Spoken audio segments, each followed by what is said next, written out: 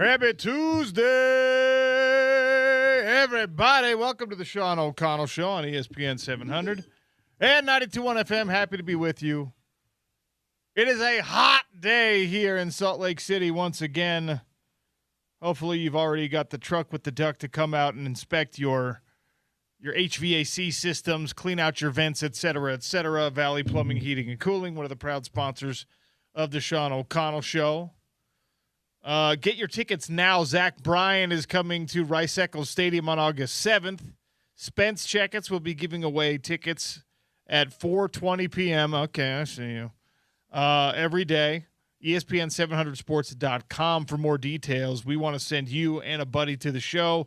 Spence specifically giving away those tickets later today. Zach Bryan, Rice Eccles Stadium, August 7th. We're drawing closer and closer. We're just over a couple of weeks away from Utah opening their football camp. Players report back to campus officially on August 2nd. So they'll roll in that Sunday. You know, they do the whole thing. Actually, I don't know what I'm talking about.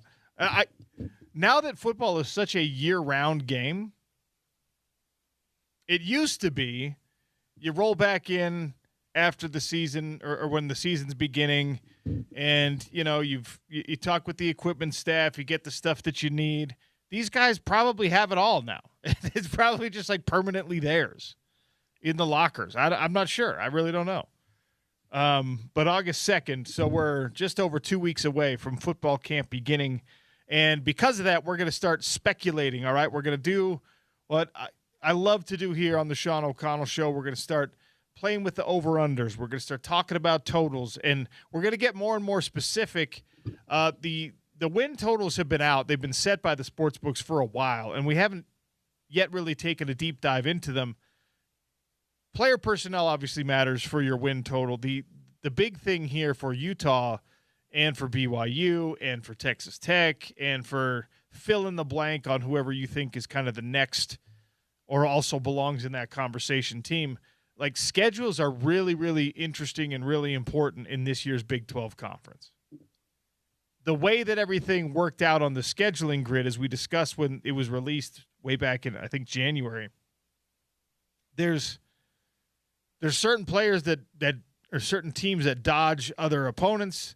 There's some teams like Arizona who has to really wade through the muck if they want to have a great season this year. And the win total, the over-unders, reflect that. So we're going to get into some of that today. It is a World Cup soccer day. You've got a semifinal. This is a big one. My guy Zach filling in for James again. He expects Spain to advance. This is as fascinating a Final Four as you can get. It's the equivalent of like Duke, Kansas, North Carolina, Arizona in your Final Four in an NCAA tournament. It's the first time that it's been this chalky at the top. And, you know, the expanded format, the expanded field of World Cup teams that now has them flirting with the idea of expanding even further, gave us exactly what we grew accustomed to in March Madness, especially in the pre-NIL era, where you get your Cinderellas. And honestly, the World Cup might be the place where we have to get our Cinderella stories from now on, because Cinderella in March Madness is dead. Cinderella gone. No more glass slippers. The chariot has turned back into a pumpkin and is going to stay there. In World Cup soccer, while these tiny nations that have to rely upon like strange lineage patterns and visa requirements in order to fill out a roster, like we still got some really cool stuff, but you have to have some, you know, familial tie or residential tie at the very least to these countries to play for them. It's not just a prospect of NIL money. I maybe should not have said that because now I've jinxed us. I'm sure some wealthy, like Monaco, is going to be the best World Cup squad in 2030. They're just going to buy a bunch of players and give them dual citizenship or something like that. But I digress. That'll be a fun matchup. First kick at 1 o'clock, so we'll be on air when it happens. And let's be honest, the final hour of the show will probably just give you terrible soccer play-by-play. Also, I will give you play-by-play on Zach trying to figure out how to work the TV here in the studio because I don't even know how to do it, all right? Like, we've got this big flat-screen TV right in front of me here in studio. I don't think we actually have cable. I think we're, like, bootlegging off of somebody else. I know that there's occasionally, like, YouTube TV logo up on there. Sometimes James figures out how to do a split screen. But it's not like there's no remote control in here. I don't have a remote. Zach, I don't think, has a remote in his studio right there either, production studio. James, whenever he's here and he's trying to turn on the TV and adjust the channels, he scurries off around the corner somewhere, goes back into the room with all the stacks, and then he comes back and checks and says, oh, nope, I got to go back, and then he runs off again. So that is going to be just as much fun as watching the game today, yelling at Zach and making him get the game actually on the TV here in studio. Are you prepared for that, Zach? While simultaneously trying to produce a show. And pay attention to Spain and France as well. But, I'm used to being yelled at. Okay. So, I'm used to it. But we'll figure it out. We'll figure it out. We will figure it out. Gordy Chiesa is going to swing by Summer League action for the Utah Jazz. JT Wistersill, host of Locked On Utes, and he writes for the Ute Authority, helping us preview this season and dive into some of the storylines on Utah football. We are efforting something here for 1 o'clock that I cannot tease for you yet, but like I said, that will be Spain versus France on the televisions in front of you as well.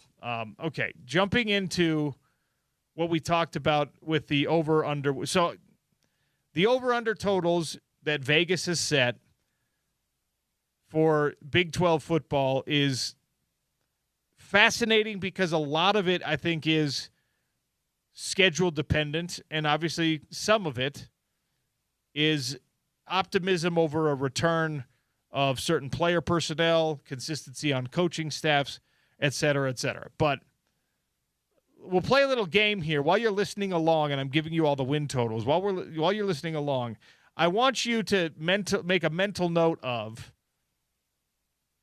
whether or not you think this optimism or pessimism is based on who they actually are, who their players and their coaching staff is, or whether it's schedule dependent. Because there's some of this here.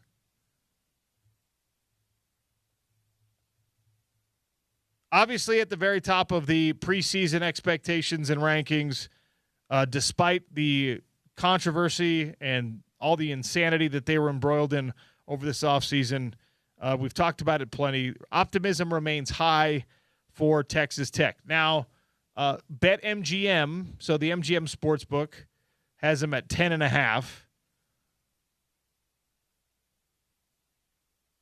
Some other books, like the On3 book, just doesn't make a ton of sense for me, has them at 11.5. So there is some disparity with Texas Tech and their predictive win totals.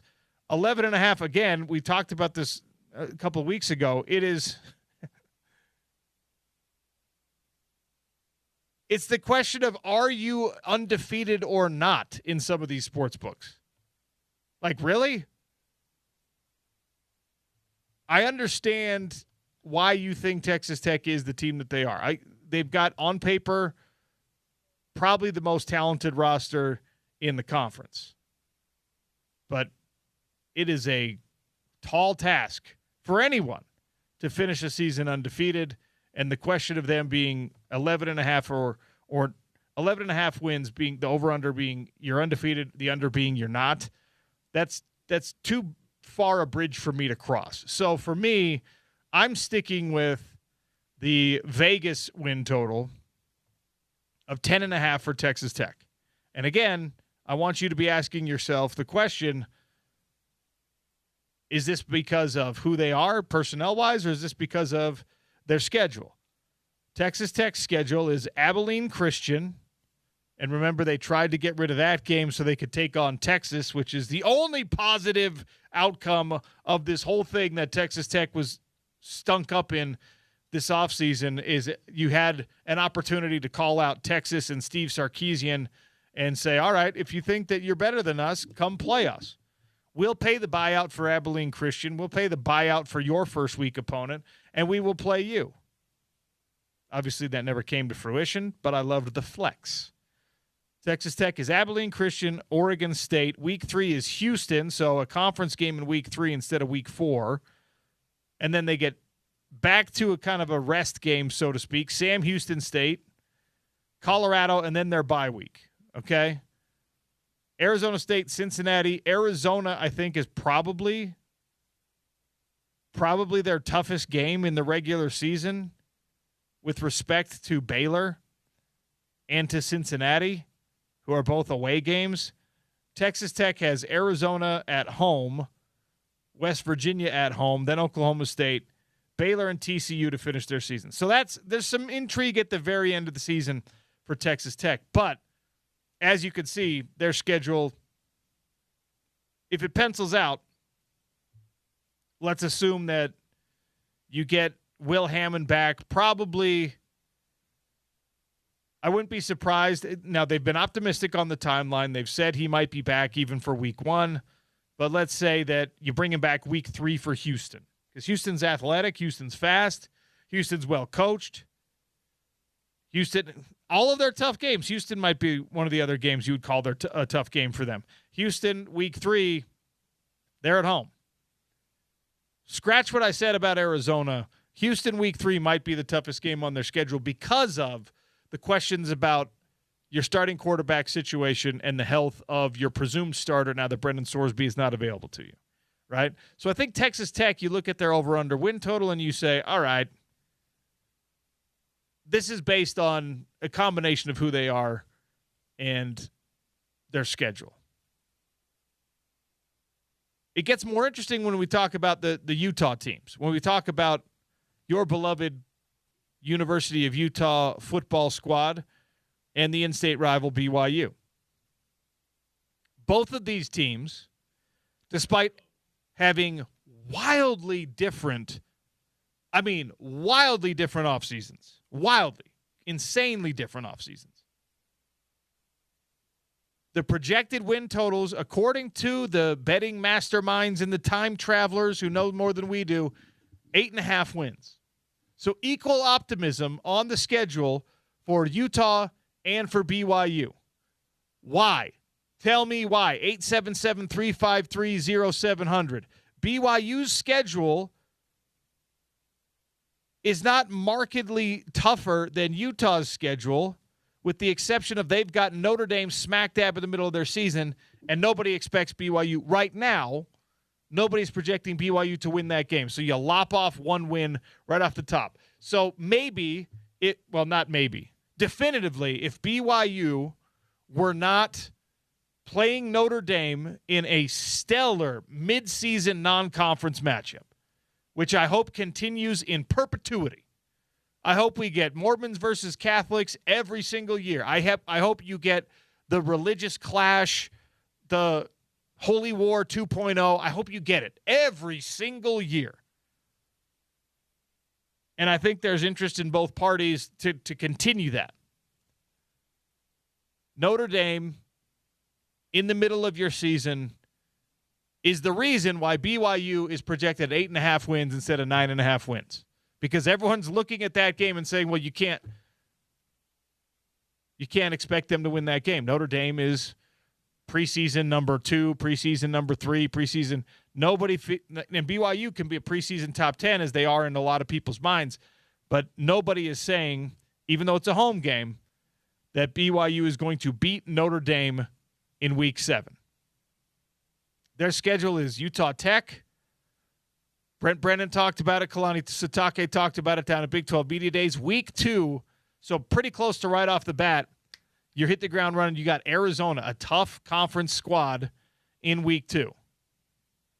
Colorado State week 3, an early season bye.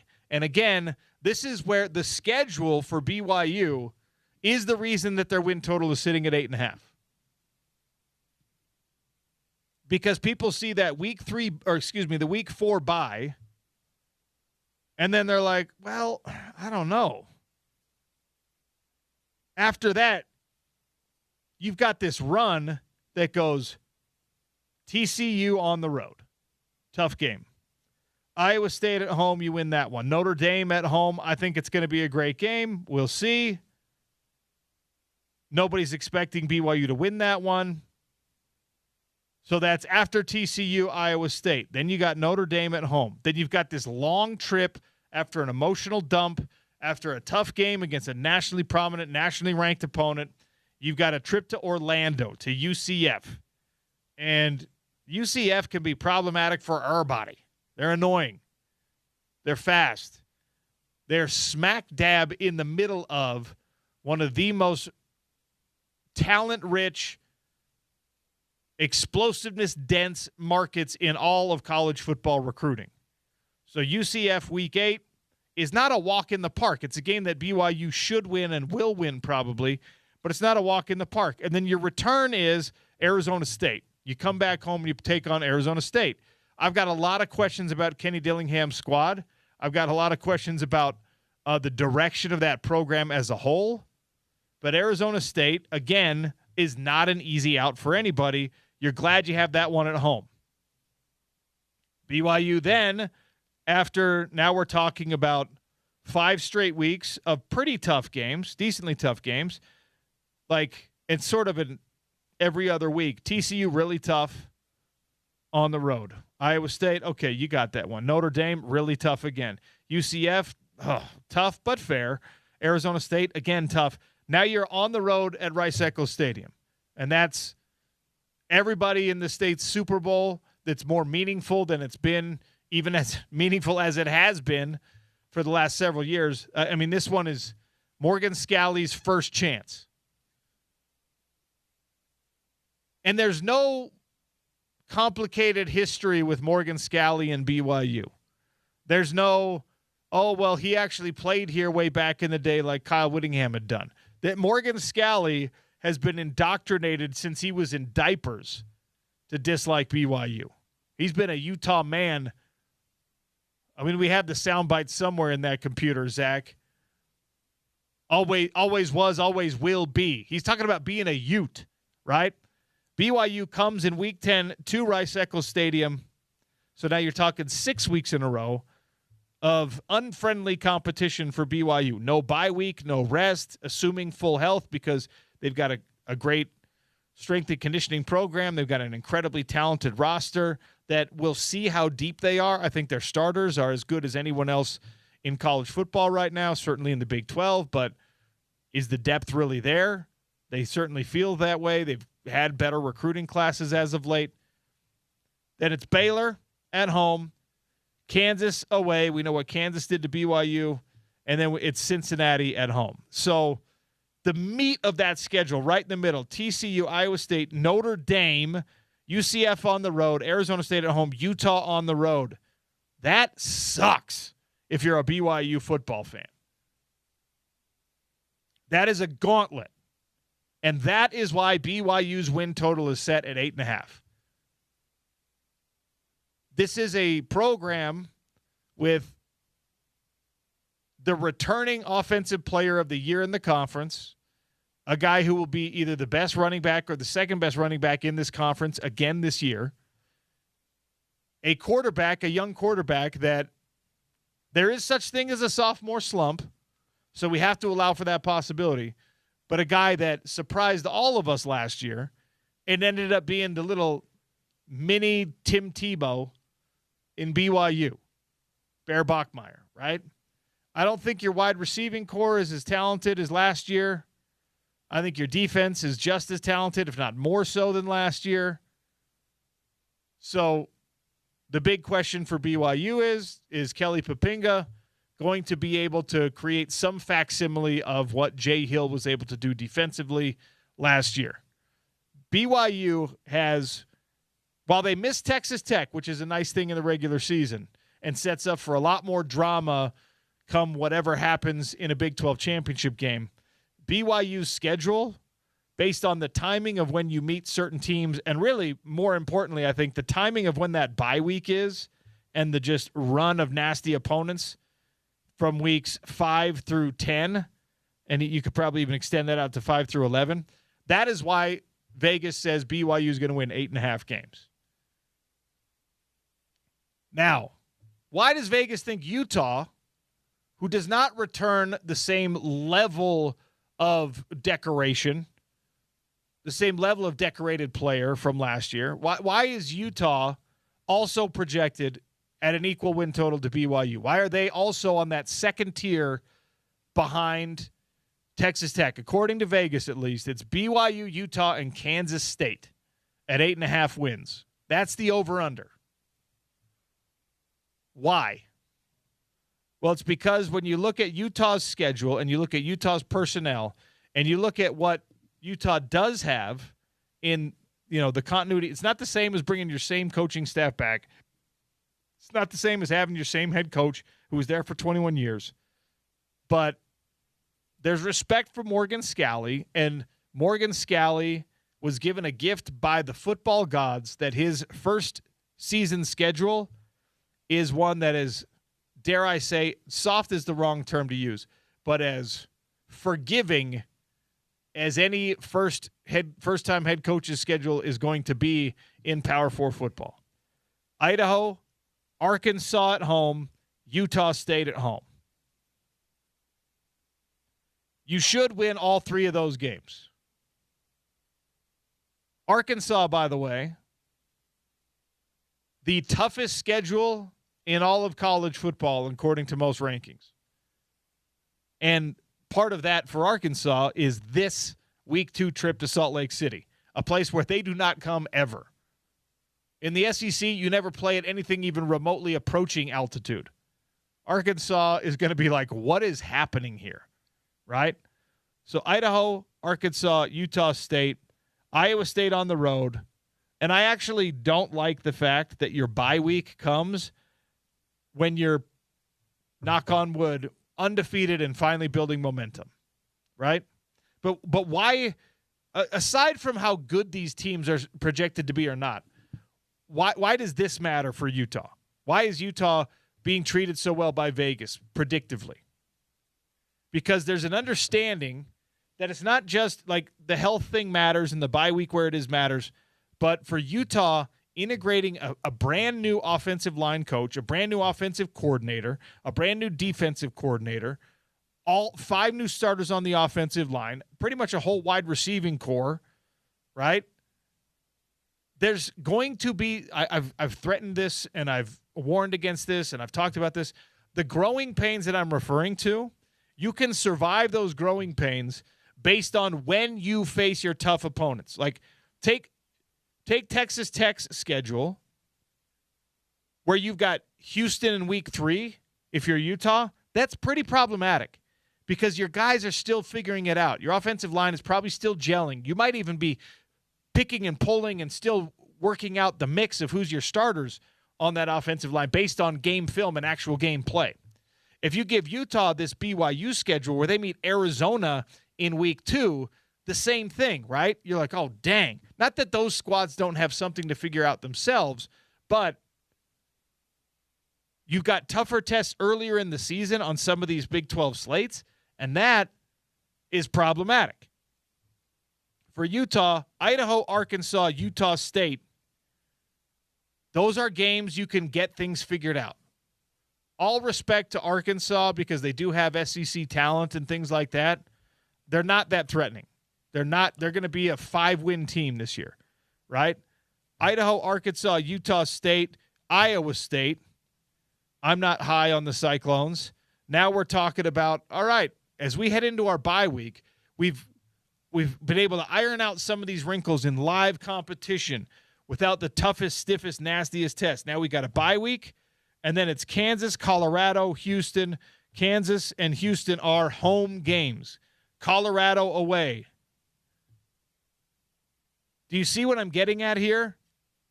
You get Kansas and Houston at home. Then you go to Cincinnati. You get BYU at home. Arizona is a road game. TCU is a road game. I don't like week 11 and 12, those back-to-back away games, that's actually a tougher stretch. I think TCU is going to be decent. I think Arizona is going to be better than decent. And then you finish your season with that historic rivalry, the West Virginia Mountaineers. So historic. That's a home game for Utah. Mountains versus mountains. We can at least get on board with that. The Utah band will play country roads for the sake of West Virginia. So you look at this win total, and Utah, it's like, okay, that actually, I think, explains why Vegas, despite the questions, are looking at Utah and saying, yeah, they're going to have a really good season. So is your over or under 8.5 wins? I'm not even going to ask it on Twitter. I'm not even going to ask it here at 877-353-0700. Because if you're a Utah fan, you're saying over. You're taking the over. You're not shy about it, and that's fine. I think that the over is the right play if you're so inclined. But 8.5 wins is, for Vegas, with a team that has a lot of uncertainty, it's optimistic. And it's, in a lot of ways, a schedule that lends itself to that optimism. The other 8.5 win team, according to Vegas, is Kansas State.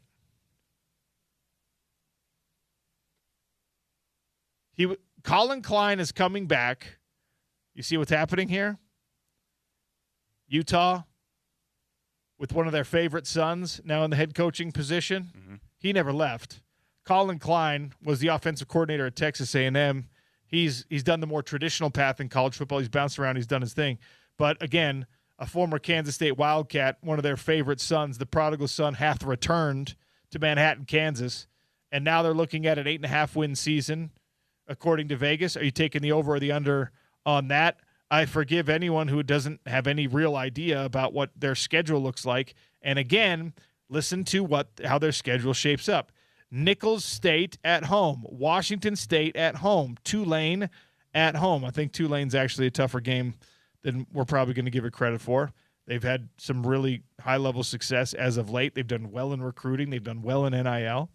Their first road game is in week 4, which is exactly mirroring what Utah's is. Vegas is looking at the schedules on these win totals. So if you're making your wagers, right, if you're going to the MGM Sportsbook, understand this. A lot of what they are doing on these win projection totals is schedule-based at the top. They're undervaluing BYU's talent because of their tough schedule and the fact that Notre Dame is on it. They're perhaps overvaluing Kansas State, and some people might say Utah, because of friendly schedules. These are schedule-based over-under win totals. Nicholls State, Washington State, Tulane, Cincinnati, and then a bye week. Kansas State and Utah have the same schedule in those first 5 weeks, effectively. It's scheduled win, slightly tougher scheduled win, slightly tougher scheduled win, and then a road trip that is probably middle of the Big 12, and then a bye. For entertainment purposes only when we're talking about betting, but, make your predictions accordingly. We're going to be talking about this a lot. Utah football, Big 12 football, a lot on the show today. JT Wistersill at noon, and dare I say it now, Ben Criddle from our sister station, BYU Insider, former BYU football player. Ben Criddle will join us at 1 o'clock as we talk about the outlook for BYU coming off of Big 12 Media Days last week. We'll talk a little Summer League basketball with Gordy Chiesa next.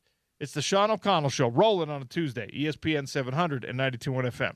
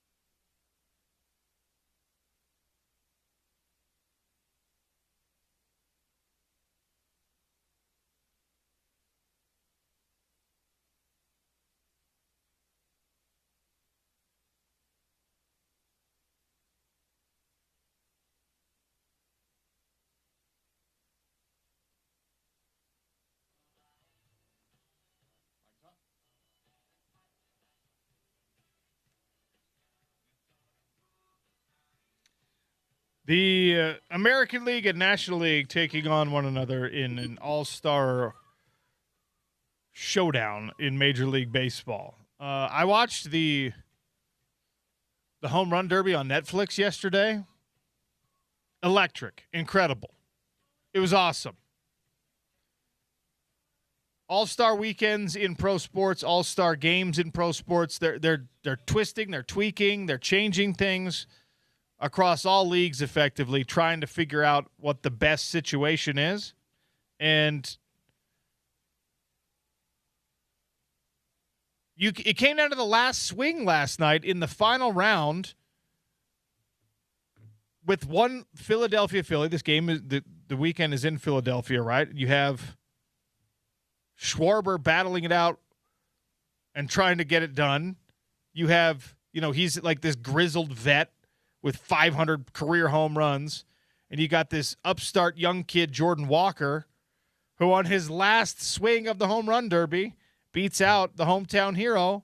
Like literally on the final swing, the drama, it was incredible. And the stakes are exactly zero in the all-star game or in the home run derby. But at the end of the day, it was fun. It was a great watch. It was entertainment. It was fantastic. And it was on Netflix. So we'll see what that does for things like ratings and for the pop that Major League Baseball gets out of it. Because Netflix, of course, the biggest streaming platform in the world, the most subscribed to streaming platform in the world, has, when they dabble and touch other pro sports and they dabble and touch other things, it gives a little juice to it. So we'll see what those numbers actually look like. Jordan Walker, when asked about, winning the home run derby, he mentioned this, and I got to be delicate with how I talk about these things for obvious reasons, but he's a 24-year-old, right? And he said, he was asked about, what it means to him to win it, which, by the way, he gets $1 million for winning the home run derby. His 2026 salary is $799,000. So he's making just shy of $800K, which, let's not be crazy, that's great money for a regular human. It's not great money in pro baseball. He gets $1 million. He gets more than that just for winning the home run derby. So probably more meaningful for him than for Kyle Schwarber, at least on that front. And he did the thing, his parents were there going crazy, his family going absolutely nuts when he wins the home run derby. And the rest of the arena, the rest of the stadium is disappointed because a lot of those folks are Philadelphia fans who wanted to see a Philadelphia guy win it. But he's 24 years old. He asked about what it means, and he does the thing, thanks everyone relevant, and he's happy to do it in front of mom and dad. And he mentions that he wants to inspire more black children. He says, I hope it means a lot to them. I want to be a role model for the black kids. I want more black kids in baseball. Hopefully this raises more awareness. And in a week and in a time where the conversation around youth sports in America has gone pushed to the forefront with soccer, more specifically during the World Cup, but you can extend it out to all of Little League sports, all of kids sports around the country. It's a telling thing that this 24-year-old feels a certain amount of pressure or a certain amount of motivation to make sure that kids who are like him, kids who came up in some of the same areas and culture that he came up in, want to pursue baseball. Baseball was at one time America's pastime. It no longer is. NFL football is America's pastime. Football in general. Gridiron American football. Shoulder pads and helmets. That's America's pastime now. That is our thing. That is our national sports identity. We're, of course, also gold medalists in hockey. Don't want to forget about that. But the World Baseball Classic tells you, right, that Japan, the Caribbean nations, South America, the northern tip of South America more specifically, which probably falls into that Caribbean world, right? It's like the epicenter of the baseball world has sort of shifted a little bit. And while it's still very much an American game, the biggest star in the game right now is not an American. A lot of the biggest young stars in the game are not of American descent, and even fewer of them are of African American descent. So, a pretty cool moment for him. And it's something that I'm in the luxurious position, and probably don't care enough about baseball, but in the position where it's just like, I don't even think about that until it's mentioned here. But then, you go, okay, wait a second. We're having these conversations with youth soccer and the pay-to-play world in youth soccer. I don't know what it's like in baseball right now. 877-353-0700 if you want to text me and let me know. When I was young, when I was playing baseball and asked to be on travel teams and do the all-star summer stuff, back in the 90s, baseball was expensive, insanely so, prohibitively so in some cases. Back then, I was looking at baseball gloves for my daughter because she's playing t-ball, right? I was looking at Sports Authority for a baseball glove for my daughter. And I was looking at the bats. You know what a baseball bat costs now? It's like $400 for a little kid's baseball bat. You know, it's crazy. You know how dumb that is? It's crazy. So I don't want to get into like an overly grandiose conversation about what this means for baseball, but I thought it was really neat that Jordan Walker acknowledged after winning a home run derby in hostile territory, as hostile as All-Star Weekend territory can be, right? The 24-year-old versus the old guy. Interesting dynamics there. He comes through in the clutch. Final swing in the home run derby, wins it, $1 million, more than his salary this year. And then he's like, I want to make sure that the little kids like me from my place, from my background, I want to make sure they know that baseball's for them too. Because there's a lot of athletes who don't want to be role models, and I thought it was neat that he went there with it when, I wouldn't have thought about it any other reason. All right, we've been able to track down our resident NBA guru, Gordy Chiesa, for just a couple of minutes. We'll have him to talk a little Summer League basketball. Hi, Gordy. Sean, how's it going? Yeah, it's going all right, sir. The Jazz had a wild night last night. Trey Alexander stretchered off the court. The Bulls and the Jazz going at it. What was your biggest takeaway from a Jazz appearance that did not feature some of the more interesting youth prospects? Well, the Jazz right now, they're going to shut down their three main guys, meaning Darren Peterson and Cody Williams and Ace Bailey with the back spasms. So they're playing all the young guys, and they're going to try to get a look at them as far as possibly non-guaranteed contracts, or Exhibit 10 they call it, or the other teams also trying to evaluate the Jazz players. With Trey Alexander, Sean's alluding to he's a two-way player for the Jazz, third year in the NBA, formerly of Creighton University.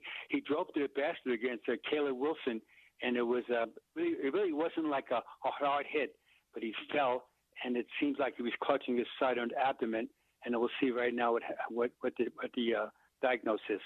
But he did get hurt, and he was taken down the stretcher, which we know is always very scary. It's shutting down these guys that, look, 4 20-point games for Darren Peterson. You probably saw kind of what you need to see from him, but is shutting down those guys the right move for this Utah Jazz team? Yeah, this time of the year, the answer is yes. Exactly, yeah. Just shut them out as far as not playing them. The other guys play, and then get these guys, and now they have an idea just quickly of the speed of the game. And so even though these guys talk about it, when you play in Summer League, it's the first entry level for NBA rookies, the speed of the game, which is absolutely different. You cannot assimilate that in other situations. And so now Darren Peterson, with Darren Peterson, he's a knockdown shooter, and in the In the games he played, 2 in Utah and 2 in Vegas, he shot 33% from the field and 30% from threes, even though he's a tremendous shooter. And that tells us about the physicality that he had to learn it, and that he was willing to go drive to the basket. So Darren Peterson is leading right now the Vegas Summer League in most free throws attempted per game, which is good. He's averaging 8 attempts per game from the charity stripe line, and that shows that he's willing to take a hit to the basket, and his jump shot, which is really strong, he'll get better with the other players around him that will help him as far as scoring the ball. When we were talking about the NBA draft before it happened, right, it was the list at the top, the guys at the top it was the normal cast of characters. It was A.J. DeBonsa and Cam Boozer and Darren Peterson, who obviously the Jazz ended up picking. And then in that next tier of guys, Caleb Wilson was mentioned a lot, and he ended up with the Chicago Bulls. Friday night, he scored 35 points. Against the Jazz last night, he had 19 points to lead all of his Chicago Bulls teammates. And I'm curious your thoughts on him. He was a guy that got injured back in, January, February, and so was limited in the pre-draft process. And I don't know how much that hurt him with these NBA teams or not, but he's another cat that when we talked about this deep draft class, he was absolutely one of those names that made it such a great draft class. So far, so good for him on the individual performances. The Bulls have their own things to figure out like everyone else does. But what are your thoughts on Caleb Wilson now that he's back healthy and playing? He's an all-star in the making. Last February, he broke his thumb on February 5th. And that's the rest of the season at Carolina, he sat out, and that hurt Carolina's chances to advancing deeper into the NCAA March Madness. They lost in the second round in an upset. And so everybody saw him play in the ACC, and they love his talent. Before the draft, you and I just talked about him in length. He reminds me of Kevin Garnett and also of James Worthy, the way he plays. So 2 Hall of Famers with that unbelievable kangaroo jumping ability and that perimeter skills and that quick baseline drive that James Worthy had of yesteryear. And this guy should be a star. And you mentioned about the Bulls. The Bulls are an interesting team where they're a proud franchise, but they've been really dismal. They only made the playoffs once in the last 9 years, and they've had 4 straight losing seasons. So Caleb Wilson, he's going to be the guy they think that's going to give them the first foundational piece. And he's willing and able. He's a tremendous talent. The top 4 guys in the draft could, should, will be all-stars. And if that happens, that'll be the first time that the top 4 players in the draft became all-stars. The last time was 1970. So it was 56 years ago. The top 4 guys in the draft became all-stars, at least in one season. My instincts tell me it's going to happen again. Gordy, I love when you drop those little nuggets on us, stuff like that. Okay, so now... In 1970 draft, in case you're wondering, we're going to get my ears right now, was Bob Lanier, Calvin Murphy, Pete Maravich, and Dave Cowens. So that was the top 4. The last time it happened ever. So that just shows you that the NBA draft is really a combination of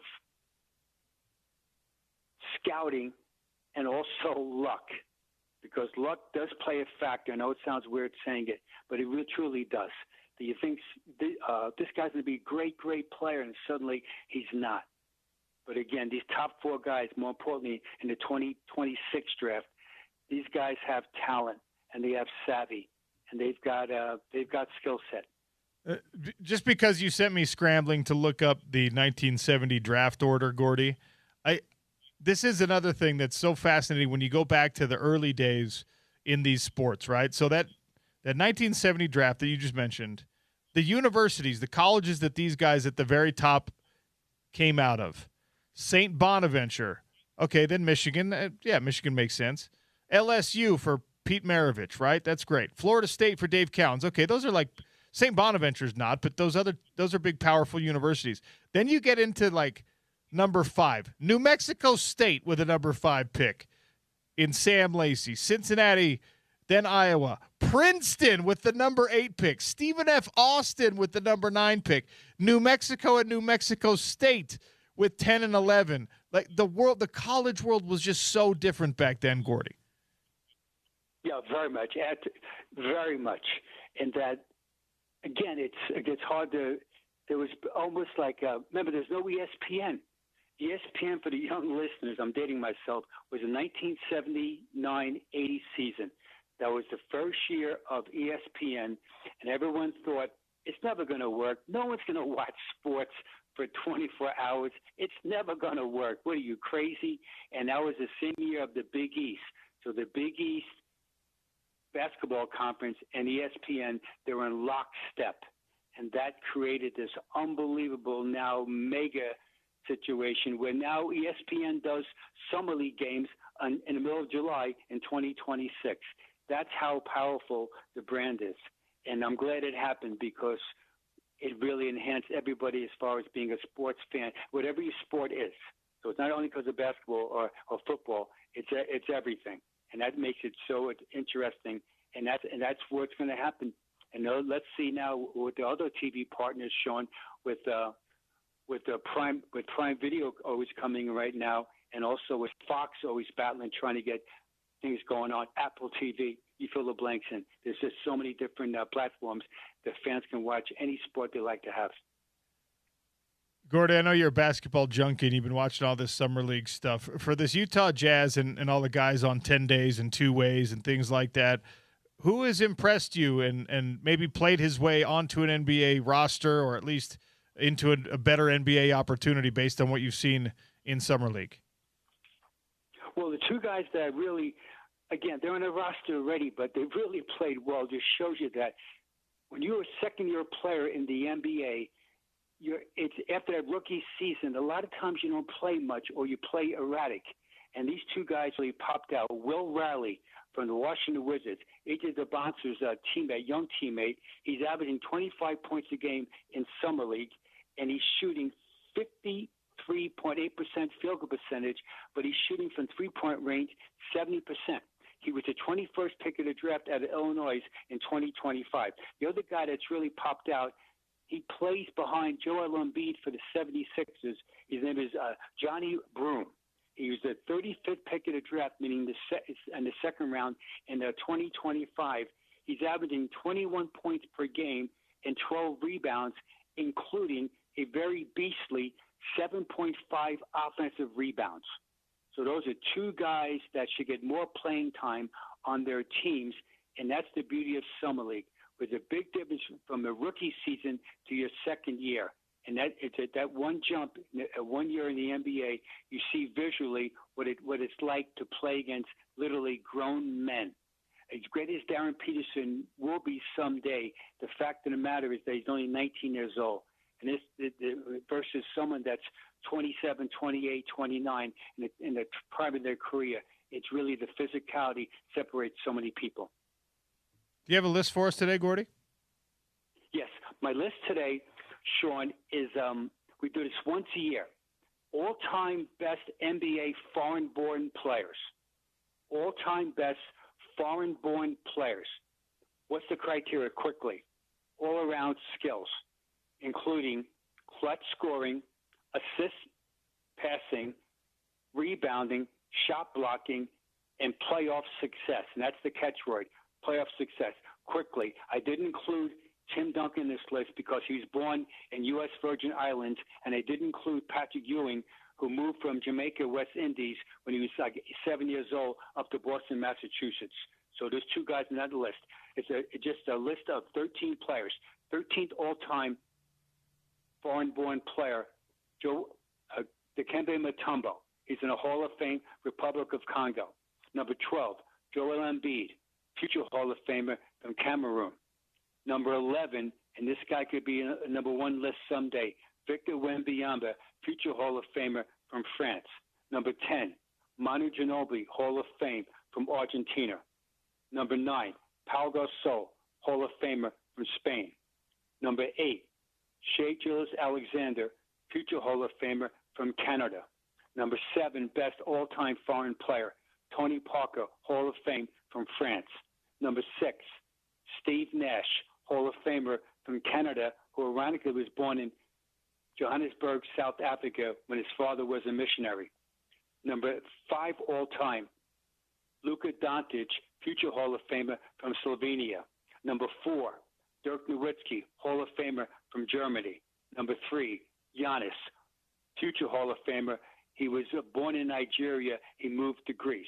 The second greatest ever foreign player is Hakeem Olajuwon, born in Nigeria, and the number 1 ever foreign-born player that plays in the NBA, that played in the NBA, is currently on the Denver Nuggets, Nikola Jokic, future Hall of Famer from Serbia.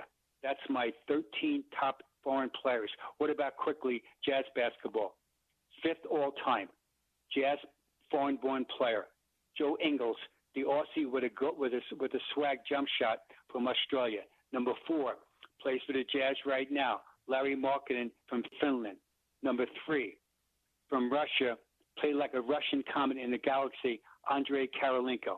The second greatest Jazz foreign-born player, Mehmet Okur from Turkey, and the number 1 Jazz player of all time born in a foreign country is Rudy Gobert from France.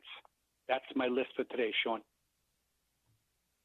Gordy, we love it every time. Thanks so much for teaching us about basketball, my friend. See you soon. Thanks, Sean. Stay well. Bye now. Peace out. Gordy Chiesa, that conversation brought to you by Aladdin Industries, your Velux dealer here in the state of Utah. If you're looking for a skylight, Aladdin Industries has it for you.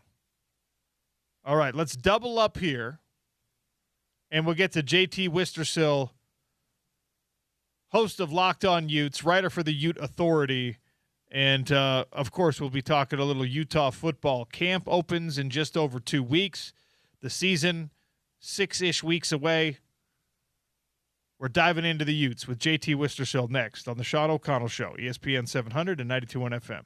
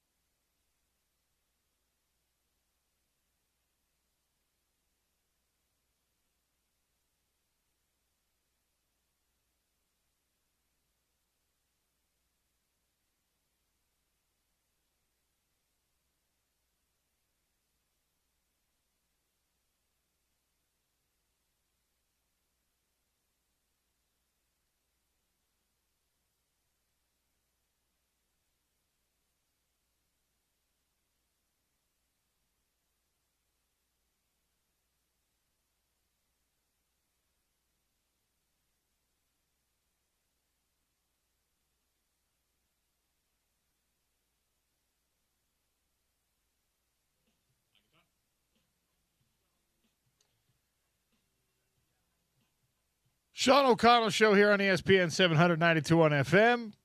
We march closer and closer to Utah's September 3rd season debut against Idaho. Thursday night should be a fun one. Football camp begins August 2nd for the Utes. We're rolling, baby. JT Wistersill, Locked On Utes podcast host. Ute Authority online, 247sports.com/college/Utah. You're already following everything, I'm sure. JT Wistersill kind enough to join us on the show today. Welcome, JT. How are you? Doing good. Good to be on with you, Sean. Appreciate you having me. Yeah, it's nice of you to give us some time. So, you and I have not had a conversation since the insanity of the offseason played out, and, Kyle Whittingham no longer the head coach. Morgan Scalley takes over.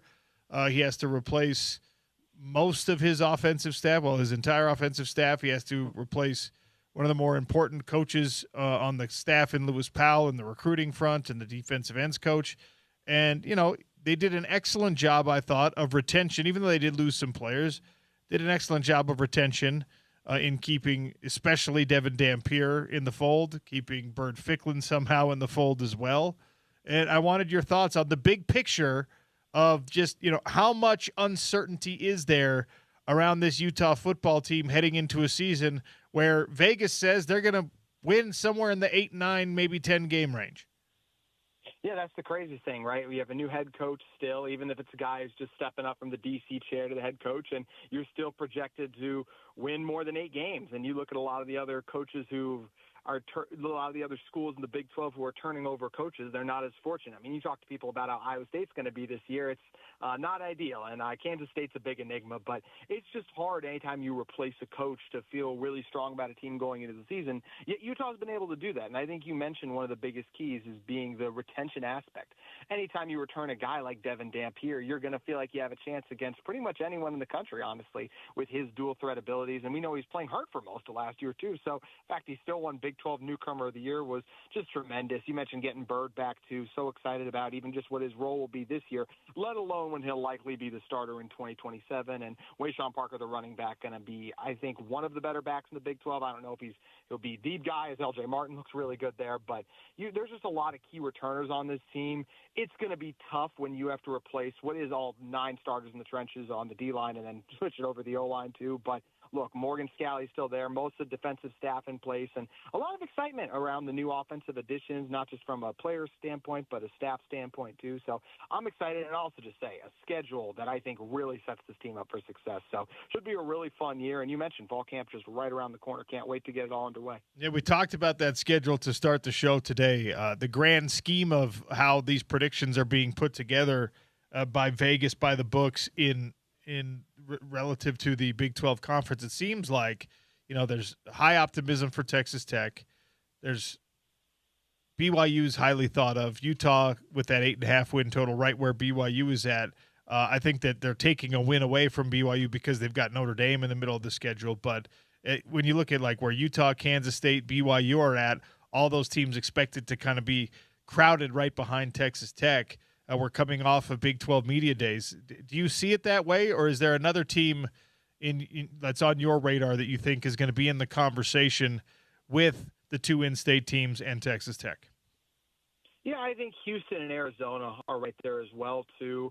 You can make an argument for Arizona State, but I feel like it's just so much more Kenny Dillingham argument than anything else with all they turn over to. But Willie Fritz at Houston's just done a tremendous job there. And I think if you look at just the progression that program is making, they beat Utah, of course, a couple years ago, back when it was kind of Isaac Wilson, Brandon Rose at the time. But even last year, how great of a team were they? I think it's fair to question. They had that West Virginia loss, got hammered by Tech. Granted, most of the conference did, but I think Houston should be right there with the Utah. I think Houston, and then Arizona. I would say Fafita is the best quarterback in the conference. I think anywhere from him, Dampier, Bear Bachmeier are all right in that discussion too. But even the Wildcats did lose a lot in the secondary, and they have a very tough schedule. So we'll see how they fare this fall. But the Houston team not just excites me, the Houston game excites me for Utah, because I think that's their true first test. Like, yes, Arkansas is an SEC team, but when the SEC preseason poll comes out, they will probably be at the bottom of that with the new coach taking over and the roster turnover, lost their quarterback. So I don't know if we'll really have a good idea for how good this Utah team is until that Houston game, because then I think you're playing a legitimate top 25 team. And that's where it's nice that Utah can, hey, get the offensive line chemistry down the first few weeks, figure out who the top pass rushers are, and get some of the other new players and the chemistry down between Dampier and some of those new receivers that Utah added to. So schedule sets up nicely, and I think really Houston is that other team. I think they're very much on equal footing with Utah, and Arizona could be right there as well too. So Big 12 in some ways will be a little unpredictable again, especially with all the Sorsby news. So should be a lot of fun this year. I don't disagree with what you're saying in Houston being maybe the first like really stiff test, but just for the people out there listening, that is week 8. So we're talking about a possibility where like we're still kind of wondering what Utah is until week 8 of the college football season. So that's Idaho, Arkansas, Utah State, Iowa State, bye, Kansas, Colorado, and then Houston in week 8. Is your expectation that we're talking about a 6-1, 7-0 Utah team going into that matchup with Houston? I think if they're not 7-0, it's a disappointment. I really do. When you look at how the schedule sets up, you already mentioned getting those first 3 at home. And yes, Utah State still has some nice pieces, but we even took a lot of the best pieces, right? When you look at Pagan coming over and Kevin McGivern coming over too. I like McKay Hillstead. I think he's a solid quarterback, was the backup at BYU, but I don't think he's walking into Rice-Eccles Stadium getting a win. We already mentioned how much turnover there is at Arkansas. And also remember the last time an SEC team made the trip up to Salt Lake City, and the Utah defense, and that was a while ago, but I still remember what they did to that Florida team, and I just think Morgan Scalley, this team, this staff, they're going to come ready. It takes a really good quarterback to win in Salt Lake City. Even when Utah was down a couple of years ago, it was Rocco Becht, it was Hoover, who's now at TCU, it was Fafita, so it just takes good quarterback play to beat Utah, and I have a lot of questions about if the Razorbacks are going to have that this year. If you even talk to people in Arkansas, they're going to have questions about that too. I know Colorado should be better, and they're talking about some of the new staff additions they've made to making them better, but I have to see it to believe it. I know Lewis was a high recruit, but we have to see if he's capable of it. And maybe Isaac Wilson plays in that game. It's probably not likely, but that would be quite the reunion there. And yeah, outside of that, Kansas, I mean, Jalen Daniels is gone, and that program is just not trending in the right direction either. And we already mentioned that this time last year, right, if we had to go to Iowa State last year, I'd be nervous about that. But there's a reason that Iowa State is what it was. It was Matt Campbell, and he's gone. And they didn't have the same Utah. Almost everyone stayed, right? Iowa State, that wasn't the case. Almost everyone left. Yes, Utah lost a couple of key players and coaches, but at least they returned some. Iowa State returned almost nothing. So I really feel like this schedule sets Utah up to be 7-0. And we do see this happen in college football seasons where a team gets a soft schedule, then they hit the tough games, and then we learn about them. Are they a team that's capable of contending with the best teams in the league, or were they a pretender? I hope that for Utah it's that they are a true contender, but I just really do feel like this team should be 7-0, and the national media is going to be questioning how good they are, and in some ways it's going to be fair because I don't see a top 25 team on their schedule those first few weeks of the season. JT Wistersill is our guest talking Utes as we get ready for football camp starting right around the corner. Football season about 6 weeks away. Early September is going to be fascinating watching this Utah team for the first time under Morgan Scalley as the head coach. And you mentioned already some turnover on especially the defensive front. I like the linebackers that this team has. I think that your defensive backfield looks pretty good. We'll see if they're elite, but I think they look pretty good so far. My question for you is, JT, how much consistency do you think there will be on the defensive side of the ball? Morgan Scalley moves into a head coaching role where he does not get to handle the minutia, right? He's an administrator now. It's something that he has mentioned many, many times. That's the hardest part of this transition for him. He doesn't have a position group. He doesn't get to be quite as hands-on. He's not calling the defense. And I know Colton Swan is going to do things similarly to how Morgan did it, but just like Morgan made tweaks and Kalani Sitake when he was running the defense made tweaks, and Gary Anderson had his own flavor, and John Pease had his own flavor, and Kyle Whittingham had adjustments based off of his own dad's defense, right? Like it's a lineage, it's a consistent framework, but there's always something a little bit different. How different do you expect it to be in year one under Colton Swan? Yeah, I think there will be some changes. I don't think it will be crazy different. I just think having been with Morgan for so long. He knows how Morgan wants to do things. But I totally agree. There are going to be little differences, little wrinkles and things of that flavor. I really hope that Utah can keep the same blitzing style that they've had under Morgan, because I think that was one of the biggest things that allowed this team to be successful. Stop the run on first and second down, and then, hey, just recruit really good corners on the outside who can hold up in man coverage and blitz the farm, and also just send blitzes at all types of different angles and just do all types of different things that confuse and create chaos against quarterbacks. The one, I don't even know if it's a wrinkle, but just what Utah has to do better is they have to get better against the run. Had it been a 16-team college football playoff format last year and Utah found their way in, I don't know how that run defense would have held up against the best teams in the country. And obviously they swapped a lot of those pieces out for graduation and other things, and you're hoping some sophomores can step up, but that's just an area that has to get better. And I agree with you. I like the linebackers here, right? Jonathan Hall, I think he's coming along nicely. Last year's first full year as a starter, of course, was a safety at one point, but look, send him down to Big 12 media days. He should lead this team in tackles once again, and I think he's a heat-seeking missile at the linebacker spot, and Trey Reynolds is really solid next to him. And that's not even mentioning Cyrus Polo, guys, a freshman last year. I think sophomores should really step up there. But in order for those guys to do what they do best, that defensive front has to stop the run. And I'm curious to see how those freshmen to sophomores stepping up, like Carson Kafusi's a guy a lot of people are talking about. He's generating a lot of buzz as someone who can step up. Then you need some of those transfers. He added multiple transfers at the defensive tackle spot. I think Jair Moe is a guy from San Jose State who he has a great shot to be the team starter too. But you need those guys to take on the double teams. You hope a Lance Holtzclaw can do a good job getting after the quarterback along with Cash Dillon defensive end and Ethan Day, the North Texas transfer too. But this is a team that has to stop the run up front. That's the number one priority for this group, and we'll see how things change slightly schematically, but I really do still believe this Utah team is just going to do everything they can to put pressure on quarterbacks to try to get in those third and long situations and still have those cornerbacks hold up on the outside against those wide receivers for a limited amount of time while you send a lot of pressure. So what all the changes will look like, I'm curious to see, but I do think this Utah defense will remain run the ball, play elite defense. I still think is going to be the calling card for this Utah football program, regardless of the slight coaching change. Last year, this time, a lot of us were talking about this is Logan Fano's year. He's the guy who's going to be the new mayor of Sac Lake City. He's going to be the one that creates nightmares for opposing offensive tackles, and ended up being John Henry Daly instead. So, you know, we were wrong about who it was, but the result kind of doesn't matter as long as you have somebody doing it, as long as you have a disruptor rushing the passer. And I want to know if you think there is one. Like, Lance Holtzclaw is supposed to be the guy. He's the one they send down there to Big 12 media days to be kind of the face, the voice of that defensive front.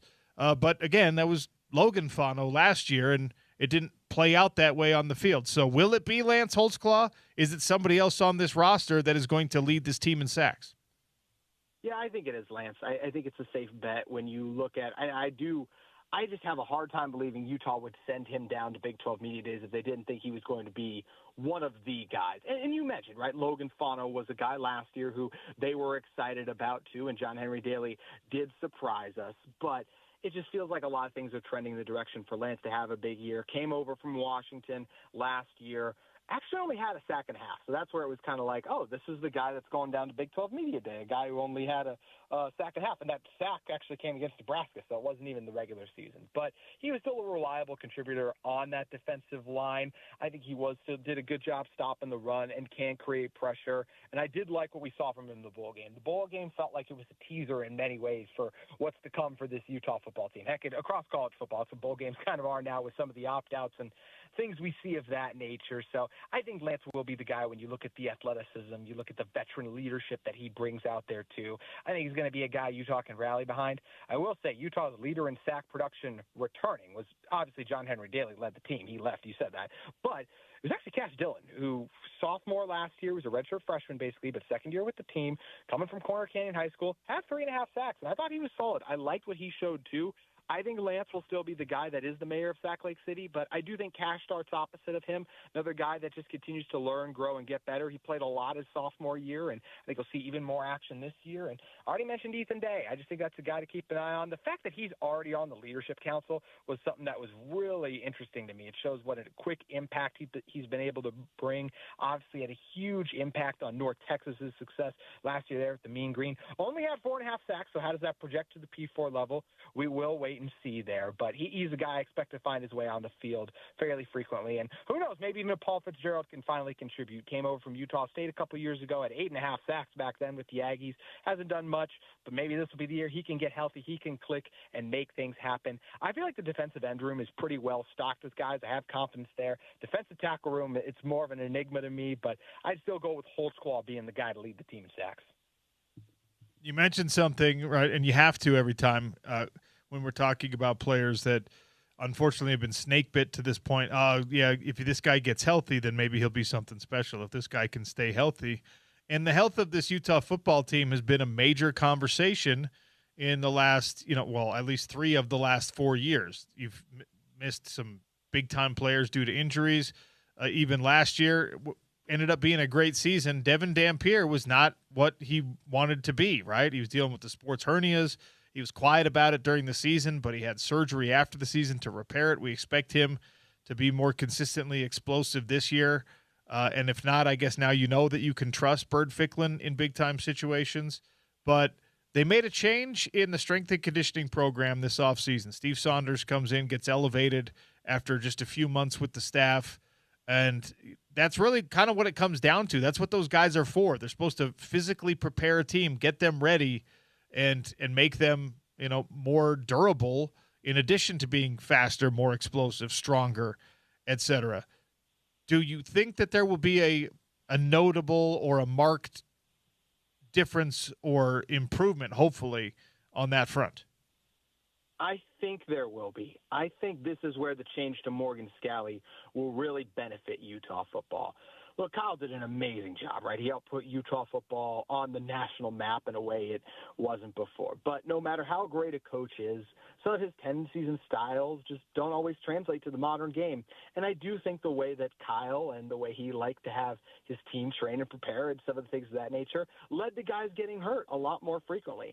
And I think Morgan understands that a change was needed. He actually even said as much at Big 12 Media Day when he was on the main stage. He made a comment. He was asked about the culture of the team, and he said, we're not going to change much, just a little thing. And one of the little things he did mention was the preparation. So I do feel like that will be a huge priority for this Utah football team. Kyle always said, you will become us, not we will become you. And I think Utah will keep that motto intact. But I do think under Morgan, they will do a better job of catering plans to keep the best guys out there available and on the field. You mentioned just the injuries we've seen over the course of the year for this Utah team. And this wasn't an issue, I don't think, of the training and regimen and those things, but John Henry Daly goes down. That's a huge part of the reason the run defense fell off. Utah needs to do everything in their power to keep those type of guys on the field, to keep them healthy, to keep the Devin Dampiers of the world out there. And we mentioned Bird. I think Bird is ready for a bigger load. I think he will do a good job. One of the reasons Bird Ficklin was amazing last year was because more times than not, he only had to make one guy miss when he was running the ball, because that's how dominant the Utah offensive line is. I think the Utah offensive line will be solid this season. I don't know if we'll use the word dominant each and every game, because they just don't have that level of first-round prowess. I mean, 2 offensive linemen going there is still crazy what they were able to do last year. So, to me, this is a Utah football team that has to do a better job of keeping those key pieces healthy and upright. Devin Dampier, let's really be careful with how much we run him. You don't want to completely change his game, but if he gets hurt, I just don't see how this team competes for a Big 12 title. So there are changes I think that can be made to make sure this team's in the best spot possible to keep those top guys healthy. And I think that's what this Utah staff is going to do. I think the offseason training, the preparation, all those things will set themselves up to keep those guys healthy throughout the fall camp duration, and they'll be ready to go come Idaho, and especially against some of those big games. Injuries are going to happen, but there are things that Utah could do differently to help make sure those guys are going to be okay. And I do think that's the approach Morgan Scalley will take. Several times now, Morgan Scalley has praised the wide receiving core. And look, on paper, you bring in a bunch of production. You have some production from last year's roster coming back, but really what you brought in with Kyrie Scholes and Pagan and those guys is what people are excited about. A healthy Creed Whittemore who started to show some flashes toward the end of last season. So it's great to hear a head coach be like, this might be the most talented wide receiving core we've ever had. JT, what does it actually mean, though, for Utah? Because in the past, it's like, well, you don't really have a wide receiving core. You're relying on your tight ends to get all of your production. So comparison is the thief of joy in that regard for me. It's like, this is the best room we've ever had. Well, cool. Some of the rooms you've had in the past were just like terrible, honestly. And does it mean that this is a pass-first offense? McGiven really, really likes to get those guys in space and let them make plays. While we're here in prognostication season, when we're just predicting, we don't actually know. How do you envision the impact of that new wide receiver room in this Utah offense? Yeah, I think it's going to be a tremendous impact, and I think it has to be. But you did a great job mentioning, Sean. I mean, it is not a high bar to clear for the best wide receiver room overall. Yes, we've had Dorian Singer, we've had Devon Vele, but it hasn't been a collective wide receiver room. It's been wide receivers and tight ends. And on the tight end front, right, I mean, Hunter Andrews is generating a lot of buzz. Players were talking about him at Big 12 Media Days, so sounds like he's healthy, sounds like he's back, sounds like he's good to go, but outside of him, and even he had less than 100 yards receiving last year, limited sample size, but still, there's a lot of questions in that tight end room. Feels like less questions in that wide receiver room. Look, Pagan was really good in McGiven's offense last year at Utah State. First team All-Conference Mountain West, a guy who can go up and get the ball to. I mean, just a true wide receiver one, really can do everything well. Schultz is a guy with some speed that really excites me coming over from San Jose State. I think he made plays against the likes of Texas a season ago, a huge game against Stanford. It just feels like he's ready for his Power 4 opportunity. And look, replacing Ryan Davis is always going to be tough for Utah, but man, does Creed Whittemore look up for the task. It was a limited sample size, but I really like what he's capable of in the slot, a guy who can consistently create separation. And Devin Dampier is a good passer, but he is not being talked about as a first-round quarterback for a reason. He does need to hone in, tighten up some of the accuracy areas of his game. But we know one of the things he does well is kind of that short area of the field. That's where the tight ends, those slot receivers really come into play, and where I think Orion Davis can make a big impact. And going on to the other side of your question, you talked about is this going to be a pass-first offense. I think that would be a mistake. When you have Wayshawn Parker, when you have Burt Ficklin, when you have Dampier, even if you want to be careful with how much you run them, I just think you still want to establish the run first and foremost and lean on the strengths of your team, which is still the physicality. An offensive line that has been waiting for their opportunity for a long time that I still think will do a good job. I think when a lot of these first-year head coaches come in, they make mistakes when they really try to change things up from what's worked. Jason Beck's offense really worked. And while Kevin McGiven is going to make some tweaks and some changes, I think a lot of those elements should stay the same. I'd love to still see a 6 offensive lineman. Kevin McGiven used a lot of motion just like Jason Beck does, so I do expect that to stay the same. But I just feel like this Utah team will be the best version of itself if they do run the ball. Because while we've also heard about the hype for these wide receivers, none of these guys have proven they can be high-level Power 4 football players. Even Larry Simmons, right? I liked Larry Simmons. He was good down the stretch last year, but it took some time to get going. And in some of the bigger games, we didn't see as much of him. But we know that Wayshawn Parker is capable of delivering. We know that Devin Dampier is on this level. I really want to see Utah establish the run first and then use it to set up the pass. I still think it remains a run-first offense because Morgan is still a Kyle Whittingham disciple. He learned run the ball, don't turn it over. He might be a little more okay to let McGiven air it out. That's still going to be the main mindset and the main focus. I expect this offense to be run first, but I do think it will be much more of a closer to 50-50 split, maybe than we've seen in quite some time because Morgan's trust, I think, in Dampier. All right, before I let you go, JT, this is where I give you the opportunity to look like an absolute genius later in the year. And you can tell me who this year's breakout star is. You want to do offensive and defensive, you want to do overall, whatever. We all have our predictions, right? The guy that maybe isn't talked about enough, a recruit you see coming in, a transfer you see coming in that everyone's going to be gaga over. There were a couple folks who texted us last year and said, oh, John Henry Daly, man, watch what this kid's going to do this year. They were all right. He wasn't the guy that I tagged, but all those people who said that were absolutely correct. Who is that guy this year for the University of Utah football team? Yeah, I'll name one on defense that I think is a little more underrated. If I'm going for accuracy, I think you got to go with Daniel Bray, right? I mean, if Morgan Scalley's the one being like, this guy looks awesome, and we are the players talking about Bray in addition to Hunter Andrews, a guy who's generating hype, Bray just seems like such an easy pick. I mean, what a special debut he had against BYU. Speed like his is rare at this level, and I really think that Utah is going to find a way to utilize it and get him in the best positions they can to succeed. Sounds like he is RB2 behind Wayshawn Parker, and even if Parker gets most of the carries, I still think they're going to look to get Bray the ball in different scenarios. Just his speed, his shiftiness, the ability to break tackles. Guy who went over 300 all-purpose yards last year in Bray. I think we're going to see a larger workload for him, so that'd be my main breakout candidates just based on the comments and how the freshman looked last year projecting the sophomore lead.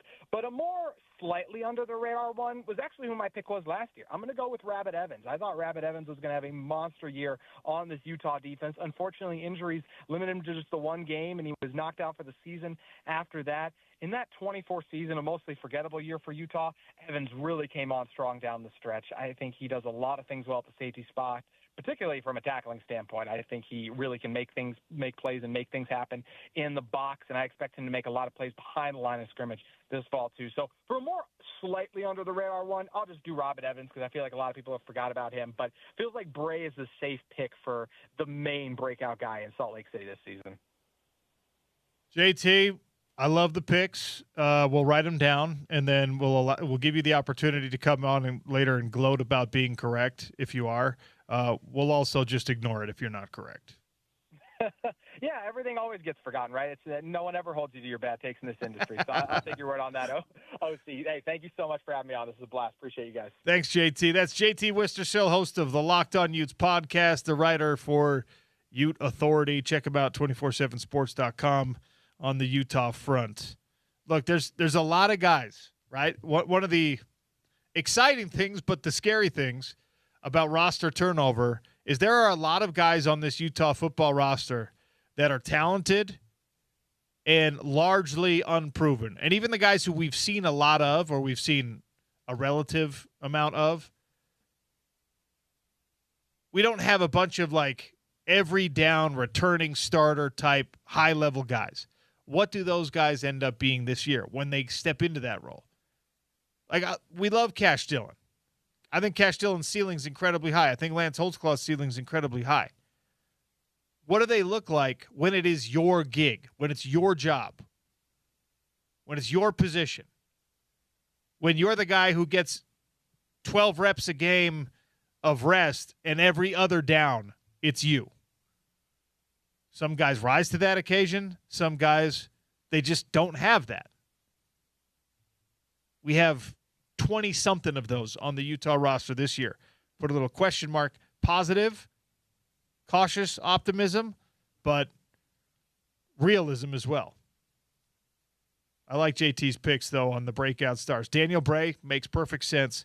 Rabbit Evans is a little bit more of a deep cut, but, man, how huge would that be for this Utah football team if he could stay healthy and ended up being the safety that a lot of people think he could be. Daily Dump is coming next. I did not know about this, but the fans, a grassroots movement from fans, college football fans who also are video gamers, has made a significant change in EA Sports' plan moving forward. I'll tell you what that is. It's the Sean O'Connell Show on ESPN 700 and 92.1 FM.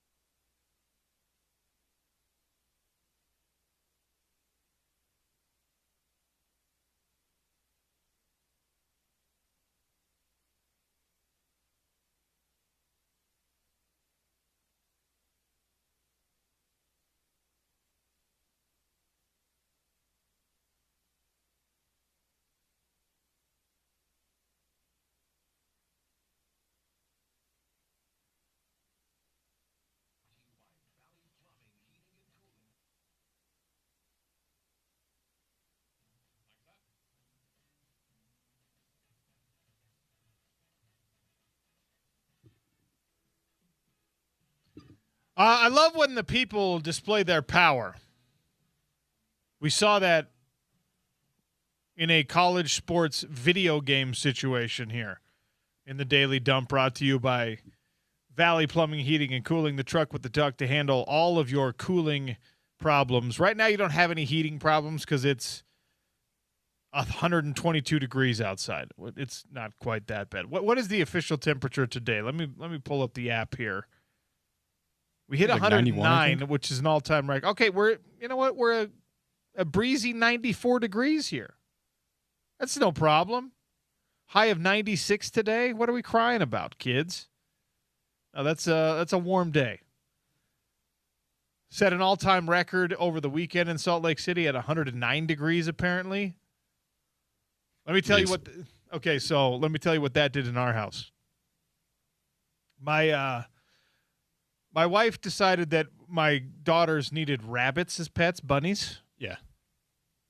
And so we got, a little hutch. We have 4 rabbits with hilarious names that just don't make sense. Cotton Candy is one. Cheese Puff. Cheeto. And Dorothy, because it's a black bunny and they wanted to name it Darth Vader, but the bunny's a girl. So it's Dorothy. Okay? Anyway, they're outside in this little rabbit hutch, and it was decided on a 109-degree day that was unsafe for the bunnies. Yep. And we were going down to Provo for the little family fun with the in-laws, and my wife is like, we can't leave them outside. They'll it's too hot. Yep. I was like, they're bunnies. She's like, we have to do something. So the genius plan was we've got a downstairs bathroom that's wasn't part of the remodel initially. Not great. Not a great bathroom, if you know what I'm saying. It's like the old tile and things like that. I was like, just put them in there. It's nice and cool down there. I was like, just put them in there.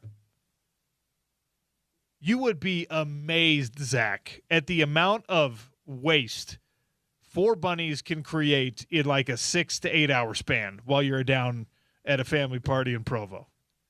Was that bad? The bathroom looked like it had been rented out to a rhinoceros at the zoo. That's crazy. Just absolutely insane. I was like, you know what? Next time it's 100 degrees, we're just throwing a fan on them. Yeah. It was crazy. Anyway.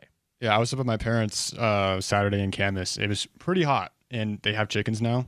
Okay. And we went in there, started laying eggs, finally, which is good. Good news. But it was like 90 degrees in their coop, and I'm like, dude. And then I'm running my Australian Shepherd Border Collie mix, who's fluffy. Yeah. And she's like dying. I'm like, 10 minutes, she's like already in the shade. I'm like, whew. This was up in Camas, you said? Yeah, Marianne. Yeah, so that's the mountains. Yeah. That's cooler. It's still hot, though. It was really hot. Very hot. Anyway, hot day, hot weekend. The story I wanted to get to here in the Daily Dump, brought to you by Valley Plumbing, Heating, and Cooling. Check out the truck with the duck. So I did not come from a video game era where there were in-game purchases that you would have skins that you could buy and you could pay credits, and the only way you actually get credits in the game, like the game currency, is with real money. I was already aged out of the video game world because I'm an old lame dad now, before any of that stuff really became a thing. It is a big thing, though. And EA Sports has received a bunch of backlash from the fan base over the fact that they put in their college football 2027, they put microtransactions in the game, where if you wanted to level up in your dynasty mode, if you wanted to go into, the next step or whatever, you could buy your way in.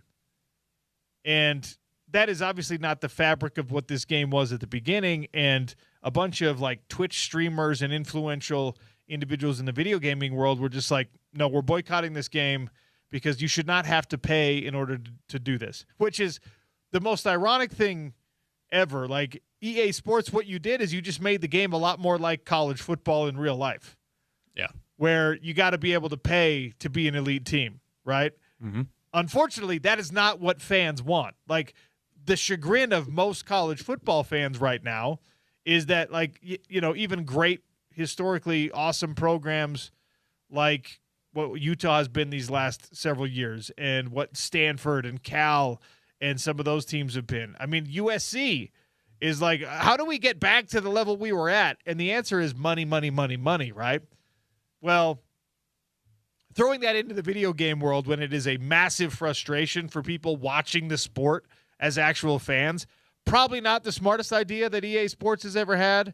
And these influencers and these video game streamers, they punished them for it. And power to the people, man. The revolution is upon us. EA Sports read the room, saw the reaction, and said, you know what? We're taking these out. And now, as they should. Now video games are not actual CDs or cartridges, apparently. You just download them onto your system. They're off the internet. So it's like a bug. It's like the update on your iPhone where they make it obsolete after 2 years and you have to get a new one. They're able to remove some of these things from the game and return to the desires of their fan base. Mm-hmm. Miraculous, incredible. Yeah. I give EA Sports, obviously they've got buildings here in Utah. I give them a ton of credit for reacting the way that a lot of corporate entities don't. They say, well, tough, we're getting money out of this. But they saw that the reaction was not what the fans actually wanted. There were prominent players in college football that had decided not to lend their name, image, and likeness to the game because microtransactions were going to be part of the game. Mm-hmm. There were guys taking a stance against that because this is a thing that, again, I didn't have to deal with when I was young, thank goodness. But there's, kids are impulsive, and kids playing video games are often presented with this, hey, do you want to buy this like cool Fortnite outfit for your character? Yeah. And they're just like, yes. And it ends up costing people real money. Mom and dad end up with like a $400 bill because they somehow foolishly attached their credit card and didn't set the parental controls and things like that. So players being aware of that, or at least their agents and parents being aware of that and saying, hey, don't be involved in a game that has microtransactions. I'm glad this is a heartwarming story for me because so often the consumer, even when it's not in your best interest, it's just kind of like, tough. We're trying to get as much money as we can. You want to play the game, you got to pay. Microtransactions out. Single player microtransactions are gone after significant backlash in EA College Football 27. Well done to all of you Robin Hood revolutionaries out there in the video game world. I don't know if all of you are aware of Jacob Misiorowski, the Nationals pitcher who is just throwing heat right now. I think I know where you're going with this.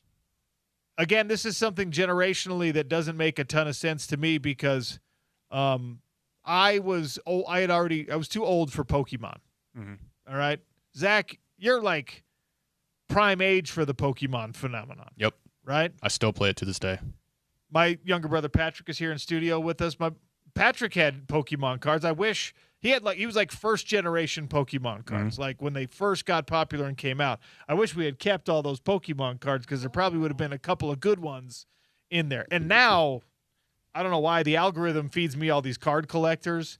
I saw someone buy a Charizard for a couple of $1 million or whatever. Yeah. Insane. Anyway, so we are now in this very odd space where something like that was not a pop culture phenomenon in my era. It's one that I'm aware of because, I had a younger brother and I'm not living under a rock. But the Pokemon thing is now like right in the wheelhouse of the 25 to 35-year-old range where those guys have money. And some of these guys are professional athletes, and they love themselves some Pokemon. Like the Paul brothers, Jake and Logan Paul, are big Pokemon dudes, and they buy expensive cards and have them set into jewelry pieces. They hang around their neck. It's like this whole thing. Well, Jacob Misiorowski got this Charizard card glove, commemorative glove, baseball glove, for the All-Star game. And I don't think he's actually going to be able to play in this thing, but it's like, it's a showpiece for his All-Star Game photos and all that kind of stuff. It's a glove that in the webbing, in the netting, it has a Charizard card sewn into it. Which I think is so cool, by the way. Look, for me, it's the wrong pop culture crossover. For me, I'm like, give me a Star Wars baseball glove. Give me all of those stupid mock-ups that used to be popular like 10 years ago, where it's like, hey, this is what the football helmet would look like if every NFL team was a Star Wars mascot. I love that crap, man. Like that, because that's, give me the X-Men, Marvel, all that stuff. If you're a all-star baseball player, if I ever had made it to that level of a traditional bat and ball sport or whatever, and I'd gotten some collab done, I would have tried to do it with like Marvel. I would have tried to do it with Lucasfilm and Star Wars, right? These guys, these young guys that are like, dude, give me some Pokemon collab. It's cool. I like it. It's lost a little bit on me because I'm like, I know that there are like expensive Charizard cards out there. I know that Charizard was like the original OG, like mega Pokemon. Now there's 70 trillion of the dang things. I can't keep track of any of them. But kind of cool that a Major League Baseball player, it also bridges a gap that used to be a gap and no longer is. Like, in my generation of, pop culture crossover, if you were the kid who was like super into Pokemon, you probably weren't also the elite baseball, basketball, football player. Yeah. Like there used to be a separation. The Magic the Gathering kids were, for the most part, not the best kids on the sports teams. The Dungeons and Dragons kids were, for the most part, not necessarily into that kind of stuff. All the dudes painting the little Warhammer 5,000 or whatever it's called figurines probably weren't spending a ton of time in the weight room. But now there is not this like divide. The jock nerd divide thing doesn't exist anymore. It's totally acceptable if you're, the sports guy to be deep in on anime and on Pokemon and on Star Wars and all that stuff, and vice versa, right? If you're the Pokemon kid, you might also be the best dang basketball player on the team, which is really neat. I like that is not, like the clickiness of all that was always dumb, and now it's gone. And pro athletes are just like, yeah, dude, I love Pokemon cards. You're like, okay, cool. I think it's definitely easier for them to kind of come out about that stuff easier too. Yeah, because it's already been mixed together. And like I'm that type of kid too. Like in high school too. Like I was probably one of the fastest swimmers on the team, and I was like playing Pokemon. I was playing Spyro. I was playing, But swimming is always like kind of a nerdy sport, right? Not really. I mean, like Michael Phelps was definitely like kind of a weird dude, right? Yeah, he was. I mean, I was a weird dude as a football player too, but. I mean, I tease you, I kid, but like it really is neat, and I want to know if he's actually going to like play in this glove, because you can't do it in a Major League Baseball game. In an All-Star game, maybe you can. Yeah, I mean, All-Star games are fun. And how secure is that Charizard card? If it's like a good card, if it's like one of the crazy holographic ones, I need to pull it up, and then a baseball hits it, suddenly your expensive card is no longer worth anything. It's bent in half. You can't get graded anymore. I'm also blown away that this era of card collecting on sports front, everything, the mass production of cards in, my dad's generation and then my generation made it so like it was really hard to have valuable cards in my generation because they just overprinted all these things. Now, baseball cards, basketball cards, Pokemon cards, everything, they have these crazy special edition things, and the hobby is thriving. It's pretty cool. It looks pretty secure in that glove. Like, if he gets a comebacker off of Kyle Schwarber's bat. Yeah, that might be a different story. That Charizard's exploding. Yeah. But you know what? If I'm a card collector with unlimited money like some of these guys appear to have, and then I can buy the card that got damaged for being in the Major League Baseball All-Star game, that's even cooler than having like a mint condition one. Yeah, exactly. Because that's a true one of one. It's already a rare card, potentially. I don't know. I think it is. It probably is. It's already kind of a rare card. And it's the only card ever that got damaged in a major league sport. Let's go. Yep, there you go. I want that damaged card now. Let's put that in the budget here at ESPN 700 and 92.1 FM. All right, got to take a break here. That's the end of the Daily Dump. Ben Criddle's going to join us at 1 o'clock. The last segment of this second hour. Billable hours and lawyers are undefeated. A new eligibility model in college football, college basketball, college sports. Age-based model, 5 years to play 5. Already the lawsuits are out there. Hey, wait a second. I deserve another year of eligibility. We'll talk about whether or not you can grandfather in an entire senior class for an extra year of eligibility. It's the Sean O'Connell Show on ESPN 700 and 92.1 FM.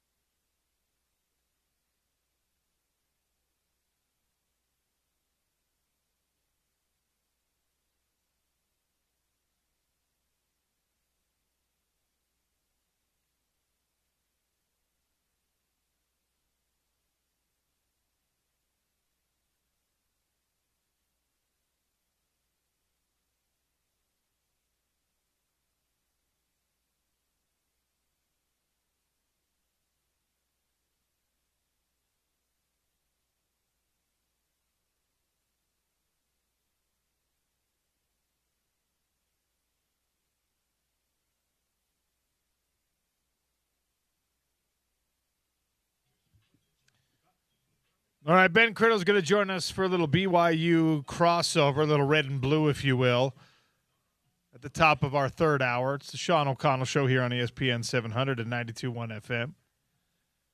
Another class action lawsuit against the NCAA. This one, 11 athletes, including former Division I basketball standouts Cade Tyson and Brock Wisney. They have filed they've filed a class action lawsuit in Colorado alleging the NCAA and its new eligibility rules, again, age-based model, 5 years to play 5, has adversely affected their ability to extend their college careers and the NIL benefits attached to that opportunity. They're not pro basketball players. They're not pro-level basketball players. They want another year of eligibility. Moving forward, other players are going to get another year of eligibility. It's going to be 5 for 5. We talked about this with, could Devin Dampier potentially use this? Other guys in the conference, other guys on this Utah football team. Well, this is one that, at some point you have to draw the line.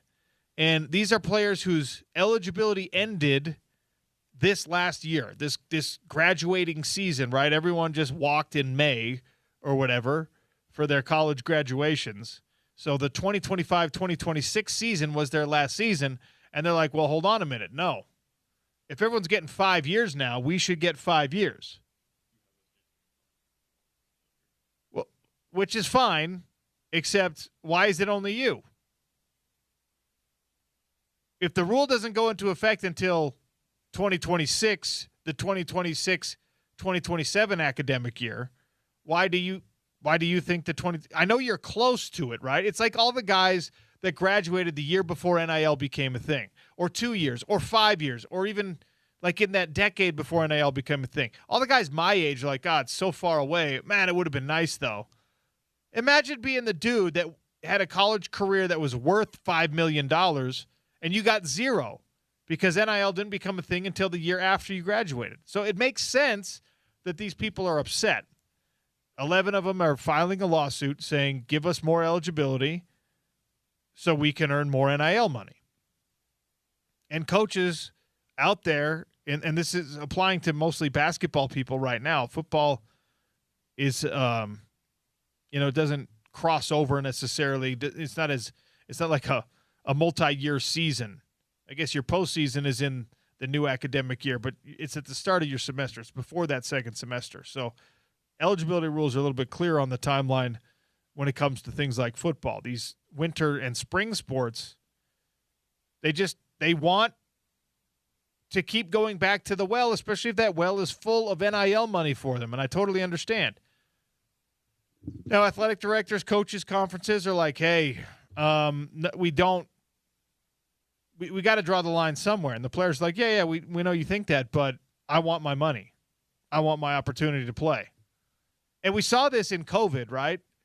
Everyone got an extra year of their scholarship. Everyone got an extra year of eligibility because COVID just didn't count.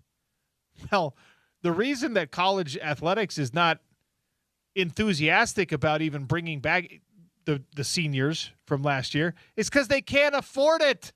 Nobody can afford to be like, all right, we got 10 extra scholarships this year. You know how great that is? Add more depth. Your roster limit goes up 10 players. COVID rules. Just 5 years ago, 6 years ago, we did this. You know why people don't want to do it anymore? Because it's too expensive. The business of college sports now costs these schools too much money. They don't want to have to do it. Some coaches have gone on record. Doug Gottlieb, who's a reporter and a coach, which is very odd, he said, look, we'll make the space if we're allowed to, but it's going to come at the expense of somebody. Either a freshman's not going to get the time, they're not going to get the NIL money because it's not unlimited anymore. Well, I guess it never was, but it's far more limited now because you're basically extending yourself all the way out every single season, and then you're asking your boosters and your NIL fund and your revenue share for even more. Billable hours, man. Lawyers are undefeated. Great place to go have a conversation if you need a little legal advice out on a golf course, right? If you have not yet played the Stansbury Park golf course, well, how about this? This weekend, it's not as hot as last weekend. You're going to be in the 90s instead of the 100s. It's the historic Tooele County golf course. It's not as far as you think it is. There's water on almost every single hole. There's wildlife out there. You're going to see the pronghorn antelope, which I like. I don't know if you like that. The greens roll true. The layout keeps you focused, gets you fired up. And yeah, there's going to be a hole that is just absolutely devastating for your score or the score of whatever friend you want to talk trash to while you play. Traffic is light, no long waits, no worry about pace of play, no overpriced green fees. It's pure golf. 18 holes this weekend for only $45. Oh, sorry, $50 on a weekend, $45 on weekdays. $50 round this weekend, $45 on the weekdays, right off of I-80, super easy to get to, and it's a nice little bridge into Tooele County. Book now, experience Tooele County golf at its very best. Stick around and explore Tooele County while you're there. Stansbury Park Golf, great rates, gorgeous greens, all just a few minutes away. Totally worth it. Book your tee time now. Stansburypark.gov/golf course. That is Stansburypark.gov/golf course. Ben Criddle to talk a little BYU next. It's the Sean O'Connell Show on ESPN 700 and 92.1 FM.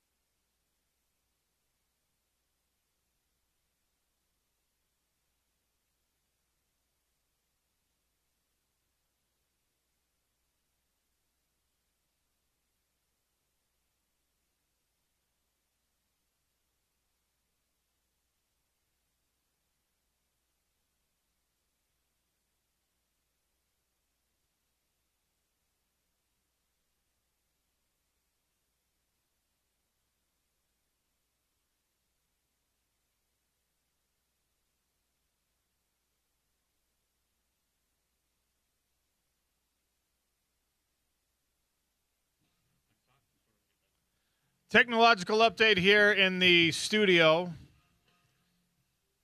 Zach was able to find the France and Spain World Cup semifinal game. 7 minutes in, scoreless so far.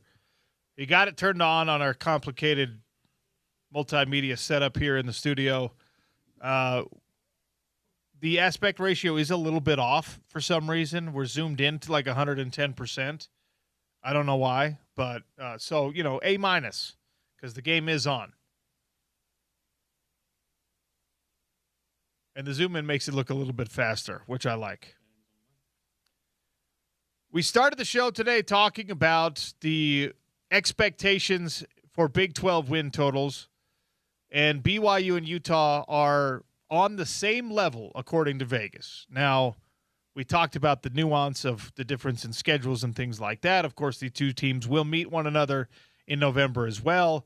And we check in on the Cougar side of things with the former Coug himself, Ben Criddle, who is, of course, hosting his own radio show over on our sister station. Ben Criddle, what's up?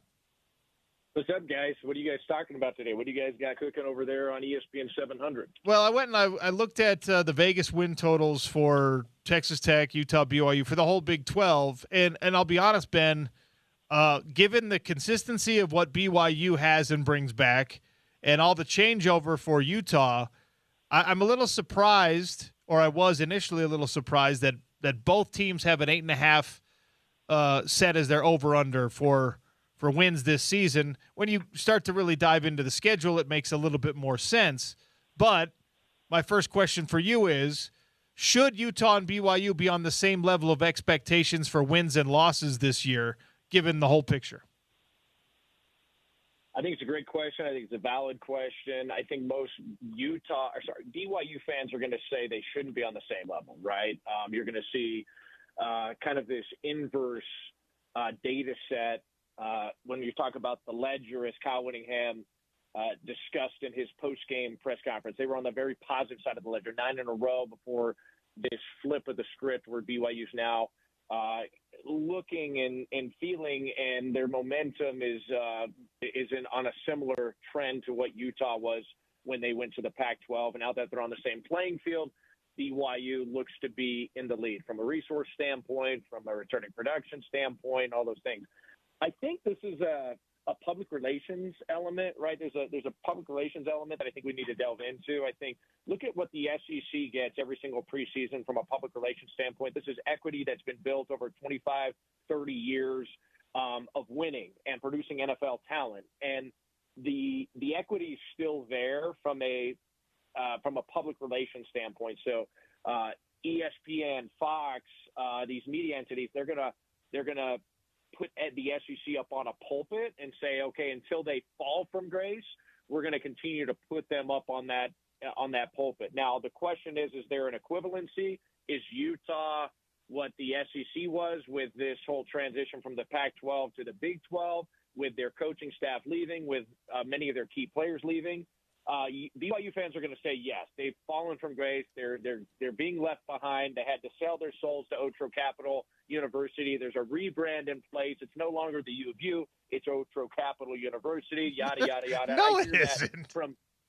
That's what they're saying. Okay, look, I talk to them every single day. I'm like, guys, settle down. Okay, this is still just look at the recruiting rankings. I chatted with Steve Bartle on the flight home, and I'm like, how does how do you guys feel about the recruiting class? Because I'm looking at it like you guys did a really nice job. Utah did a fantastic job of maintaining some great relationships within the state of Utah and ultimately acquiring some of the best products and prospects in the state. At any rate, I feel like for the time being, yeah, they're on an equivalent level. If you look at the last even 3 years of this battle, the Holy War, this is a one-score game, as it has been, in Independence, but the ball bounced Utah's way for 9 years, and the ball's bouncing BYU's way the last 3 or so years. And so I have no problem with the over-under 8.5.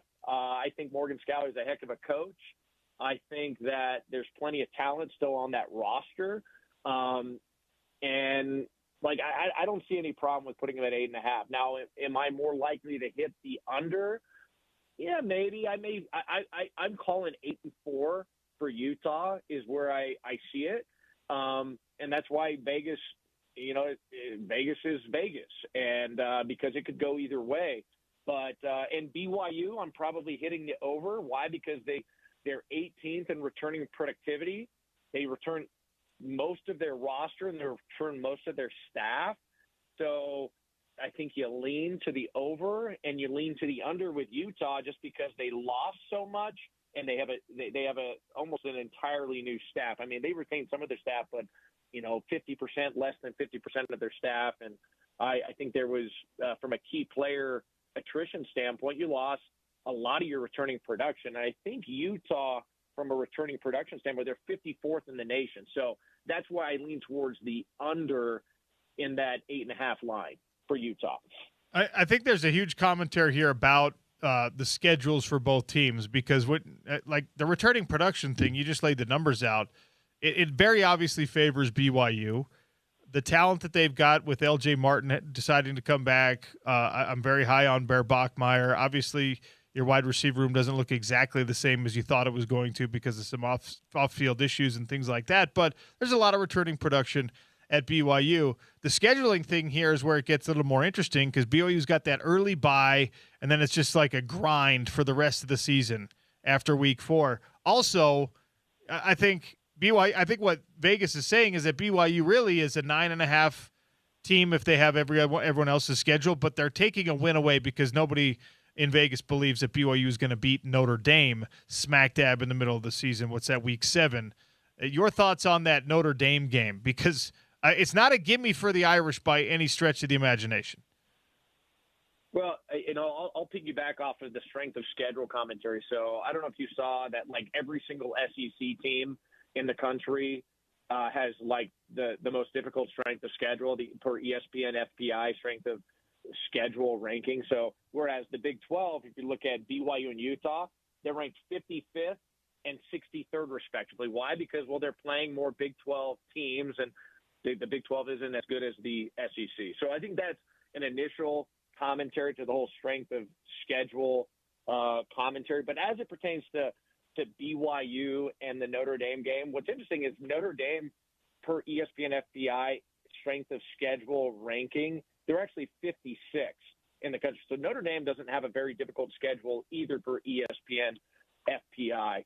The last few times BYU has faced Notre Dame, it's been a competitive game. They match up well from a personnel standpoint. I think you would agree with that. From an athlete standpoint, now is Notre Dame more talented in recruiting star rankings? There's no doubt about it. They recruit better than BYU. They have more resources than BYU. They're going to be a 10-point favorite more than likely heading into this game, a double-digit favorite going into this game. But that hasn't stopped BYU from being competitive in this game. And I expect it to be competitive once again. In 2004, when Notre Dame came into Provo, they took an L.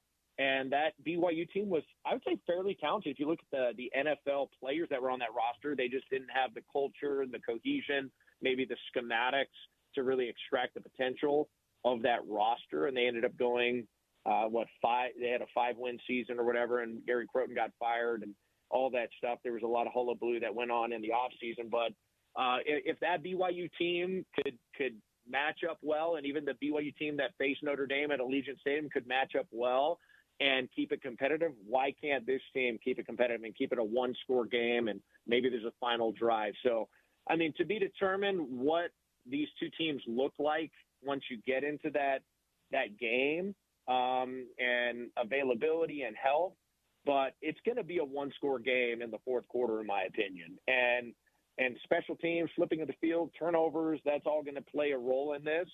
And BYU has done pretty well in that regard. And they've ranked over the last 3 years as one of the best special teams units in college football.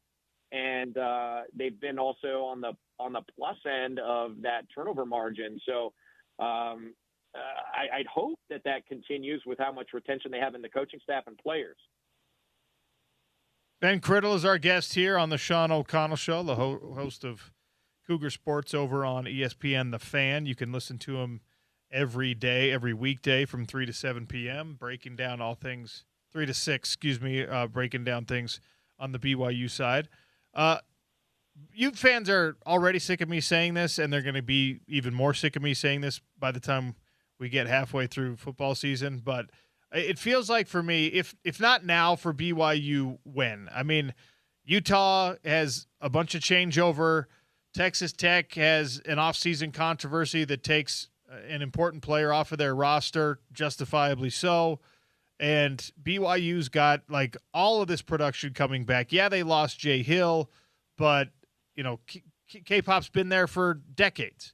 So it feels like to me a year that BYU has the recipe to potentially win their first Power Four conference championship. Not an easy path, but it feels like if not now, when for BYU in my mind. Is that how Cougar fans feel about this year for Kalani Sitake and company? I mean, I can't speak for all the fans, but I do think that they feel like they're trending in the right direction to get back to a Big 12 championship game. Now, whether or not they can win that game, I would say most of the BYU fans are still on the pessimistic side of things, saying, like, it's going to be tough to overcome a $40 million roster, even if Brendan Sorsby's not the starting quarterback for Texas Tech. And I think you look at even one-score games over the last 3 years, okay, like I put out an analytic. Just go to my Twitter page. I think it's about third or fourth down the road. And you can look at the 14 games that BYU has either won or lost in one-score games, right? So this is 8 or fewer points. They're 10-4.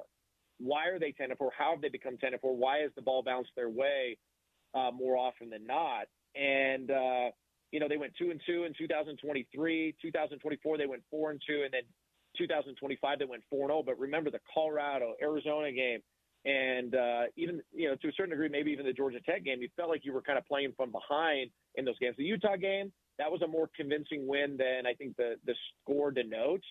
But why is it that BYU is winning these one-score games, whereas in independent era they weren't able to win those one-score games?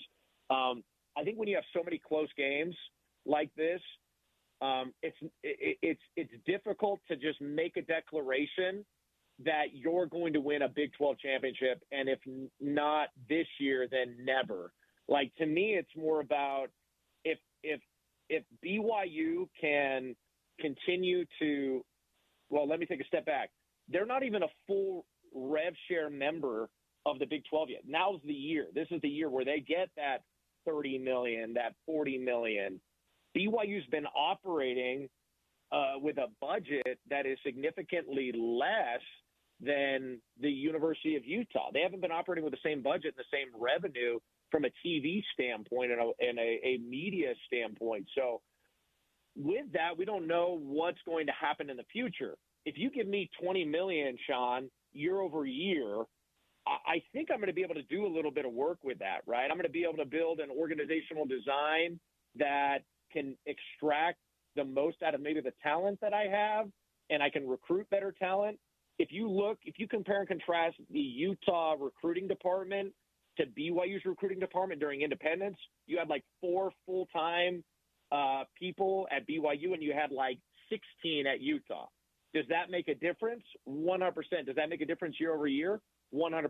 So I think I'm not so excited to say, okay, well, now's the time, now's the place, because I feel like BYU is just getting started in year 4 of the Big 12. Like, when did Utah get their stride in the Pac-12, would you say? Well, their first trip to a conference championship game would have been in like year 7, year 8. Okay. And then they didn't win it until year 9. So, if I'm not mistaken. So, 877-353-0700 for all of you who are out there waiting for me to make mistakes so you can correct me. That's probably a good opportunity for you to do so. You know what I mean? So, like, to me, like, that's a maybe there's a more accelerated peak for BYU because they do have a well-resourced program with donorship and fan base, and they do still have that LDS Polynesian pipeline that has come in and buoyed them up over the years, but still, like, my expectations are, if you're talking about elite college football play, I'm not expecting them to win a conference championship and then, like, all of a sudden this year. I think they're going to continue to be competitive, though. But what does it take to win a conference championship? You know that, right? You're Well, going to need, honestly, I think they have it all except beating Texas Tech. I mean, that's why last year 100%. they were like, they beat Utah again and earned that one. They had everything you need to win a conference championship. The hump that they could not get over, unfortunately, was those 2 games against Texas Tech. I don't believe Texas Tech is going to be as good this year as they were last year.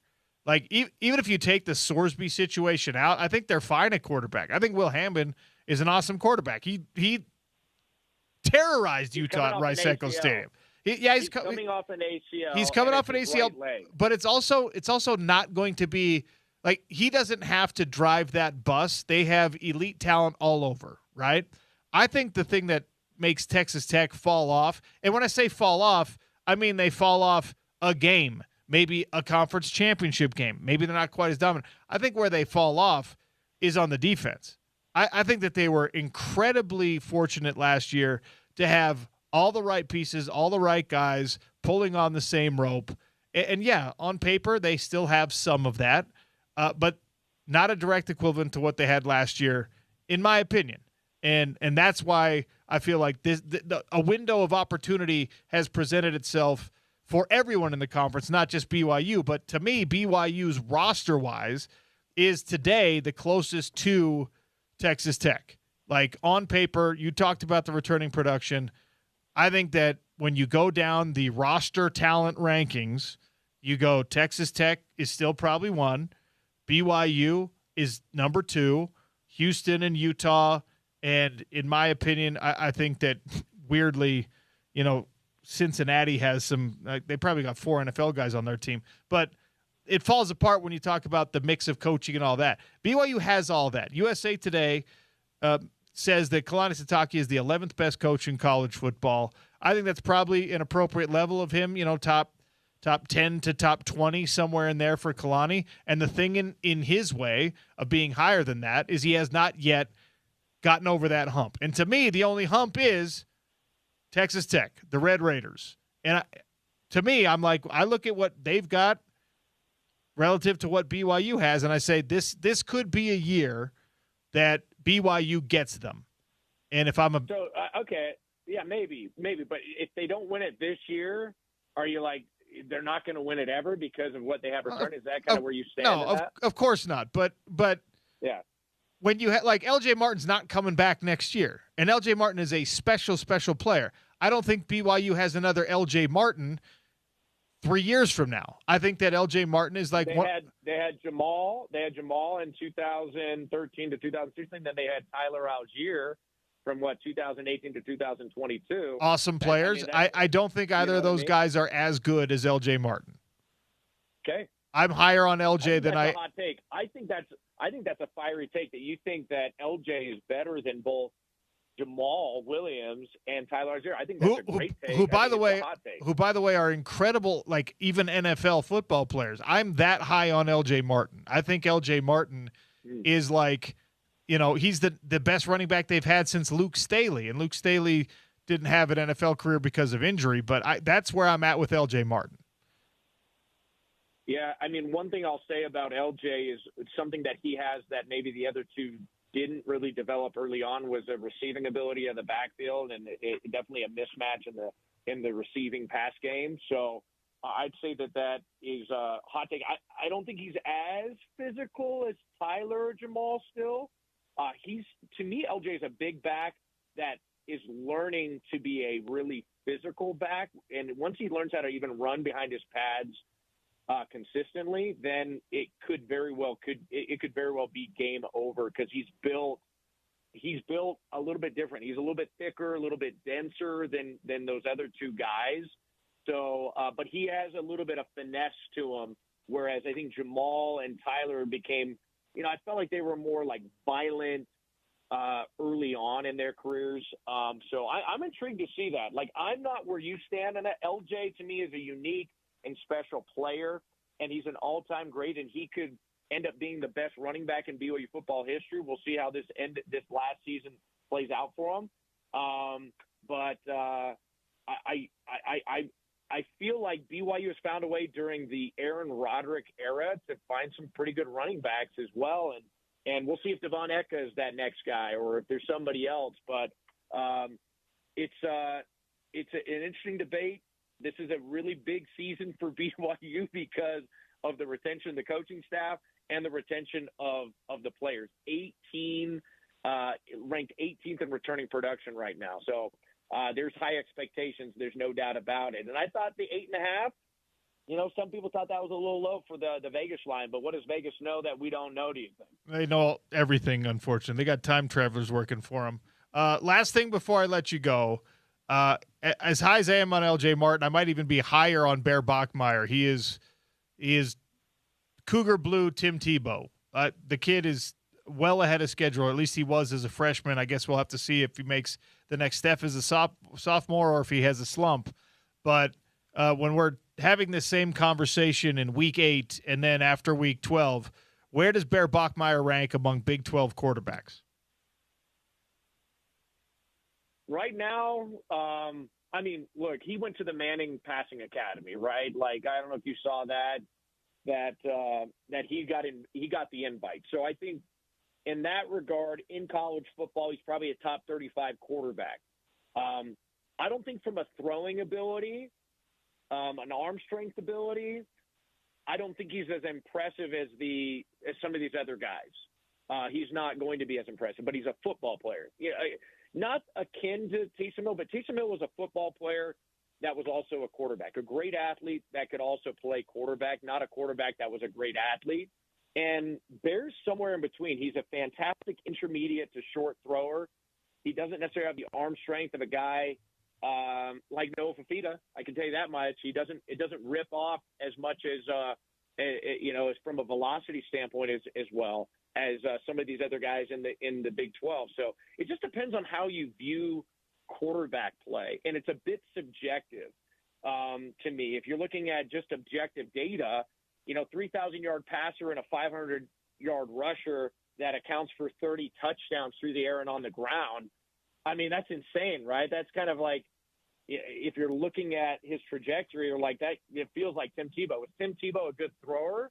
Was he a good quarterback, or was he just a really good football player that could also throw?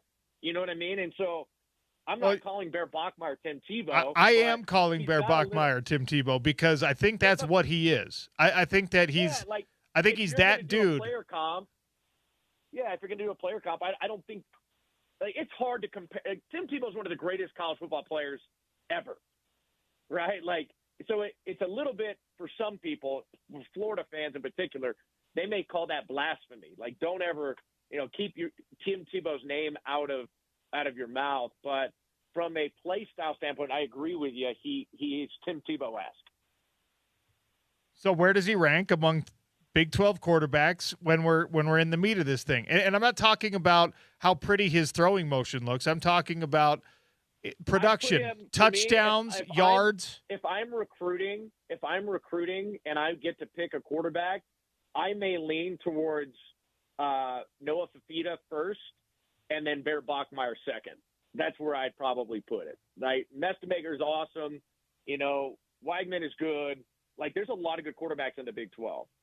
But if I'm choosing a leader, a culture builder, someone that's going to execute, someone that's going to score the football in the red zone and make good decisions, not turn the ball over, not fumble the football, know what everyone's job is, and to be a pure quarterback and distributor, Bear Bachmeier is probably number 2. I put Noah above him just because he is truly an elite thrower, a scrambler, a developer, a great human. He's a great leader too, and is extremely intelligent. So I'd probably put Noah above him, but I'd put Bear as number 2 in the Big 12. That's my personal take. All right. I like that. And we'll see how it plays out. That's Ben Criddle with the BYU Insight. Always appreciate your time, sir. Thanks, OC. Criddle, it's a great example, right, of the the gun-shy optimism that happens when your team has been close but has not gotten over the hump. This is how all of us were when Utah was going up against Washington in conference championship games and saying like, you know what? I think they're ready. And then going up against Oregon in conference championship games. I think this is our year. And then, you're just like, I don't know.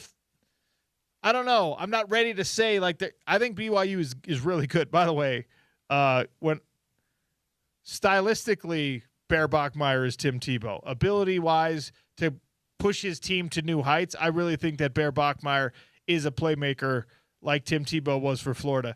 Production-wise, they're not in the same atmosphere together. But part of that is because Tim Tebow was playing for a Florida team that had the best players in the nation at every position around him. And none the fact being coached by one of the best college coaches in the world with Urban Meyer. Like if you put Bear Bachmeier's physicality, he's very similar. Like the best player comp is he has the Tim Tebow skills. It's not the prettiest ball, but man, you want a first down, he's going to get it for you because he's just going to bowl through like 3 tacklers, right? However, Bear Bachmeier has yet to be surrounded by, how many guys from that Florida offense played in the NFL? I think all of them did. I don't think that's an exaggeration. I think every single player from Tim Tebow's sophomore, junior years played in the NFL. I think it's every single one. Bear doesn't have that luxury, and that's why Tim Tebow's numbers. Bear, by the way, accounted for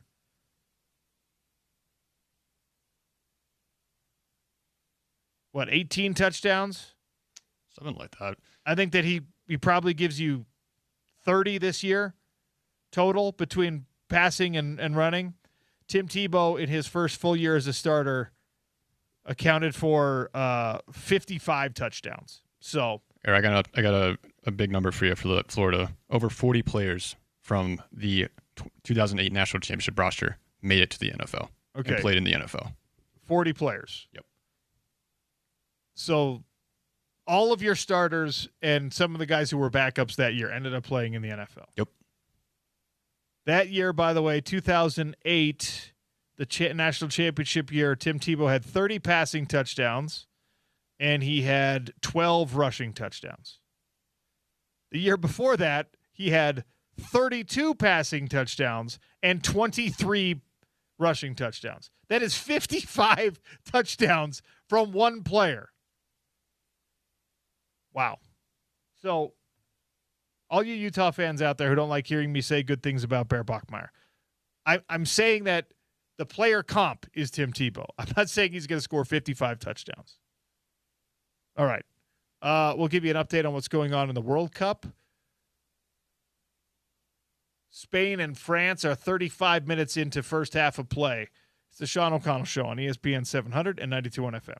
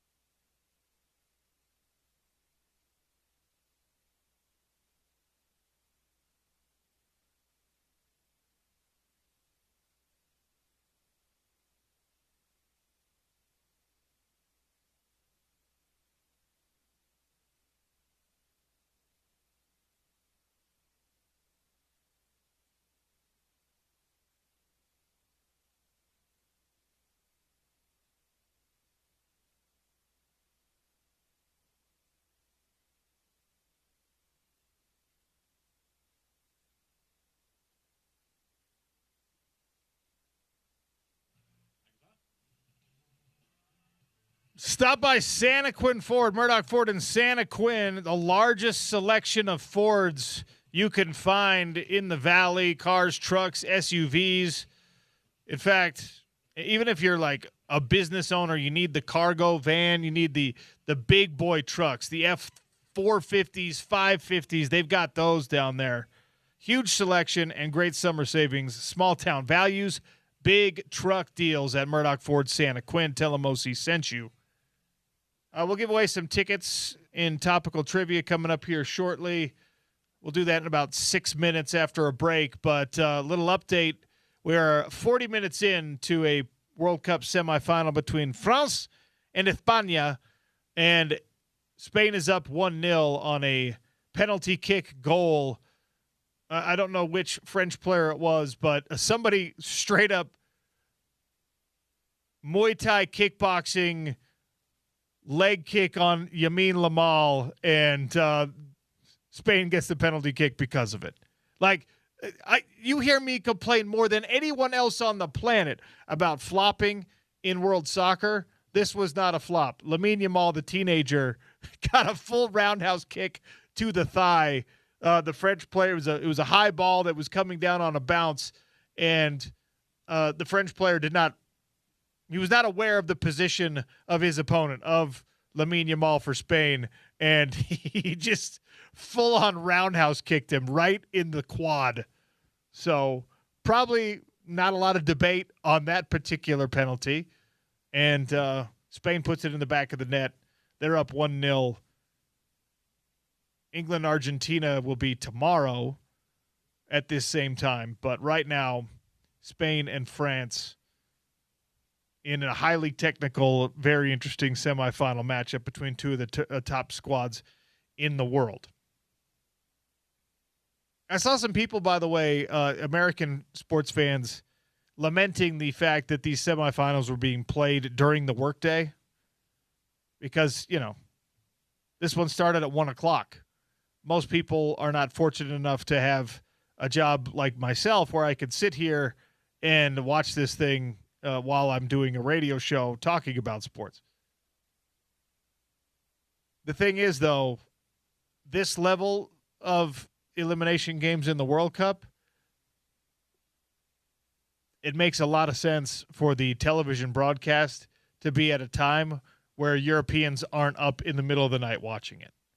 Yep, I agree with you on that. Like, as fun as U.S. men's national team was in this World Cup, and hopefully will be moving forward, nobody thought that in the top four, the final four, you'd be playing to a domestic audience in this World Cup, right? This is very clearly being put forth for a European audience where it's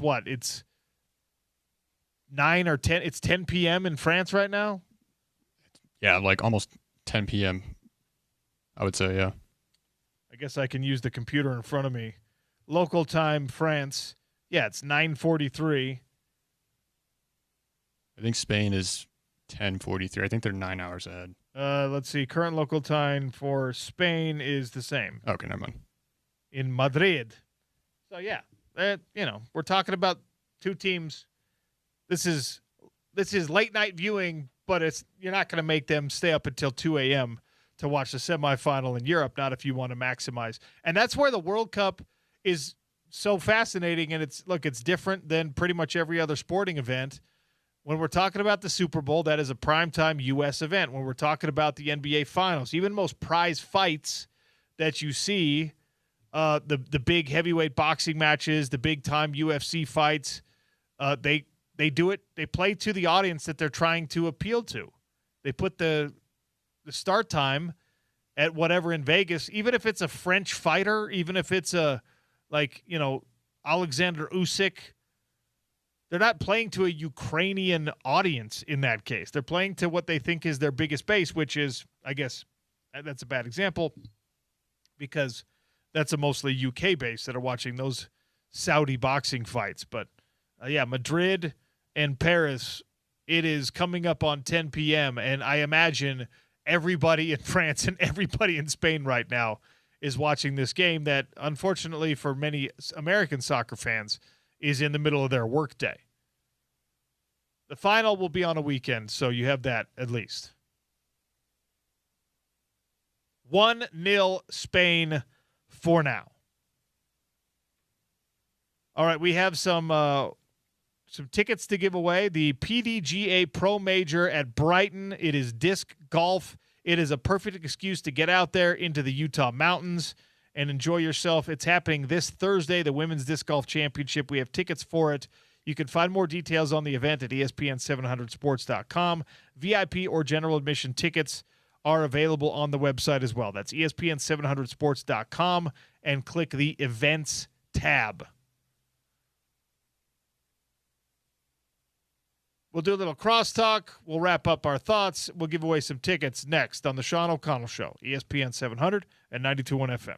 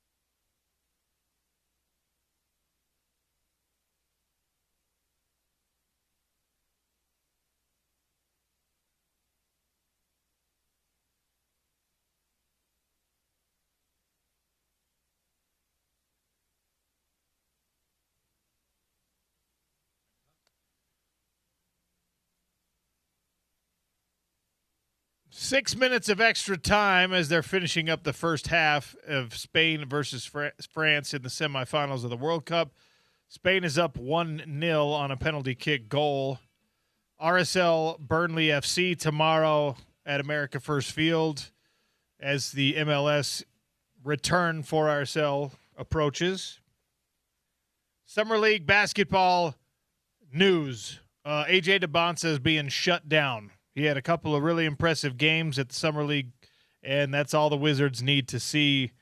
I am practically for this, but philosophically against this when we're talking about rookie players. I know it makes no sense to risk anything when a guy is the number 1 overall pick or, for the Jazz purposes, the number 2 overall pick. I like to see these guys compete in whatever opportunity we get, but we'll just have to wait. It's the right thing to do because you don't need any proof. If you needed that proof, you wouldn't have drafted him number 1. They're just looking for confirmation bias, and A.J. DeBonsa looked really good.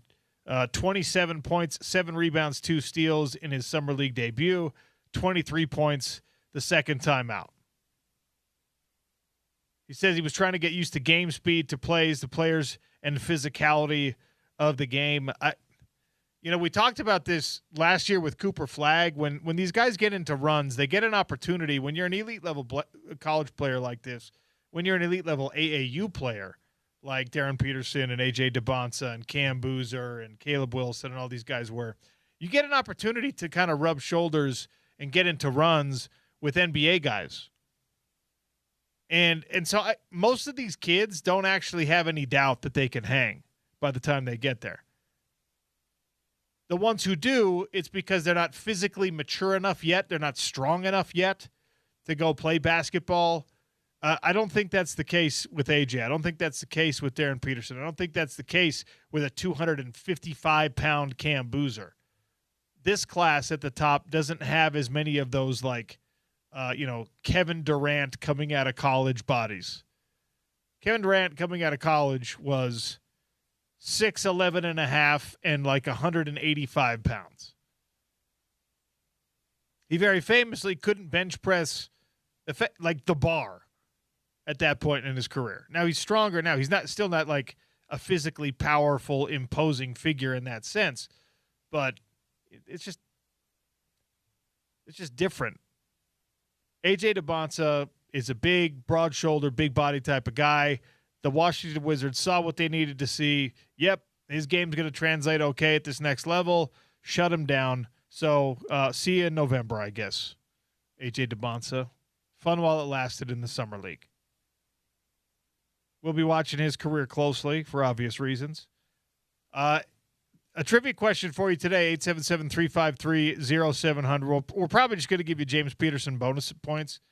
Zach got 1,000, by the way, because he got the TV figured out.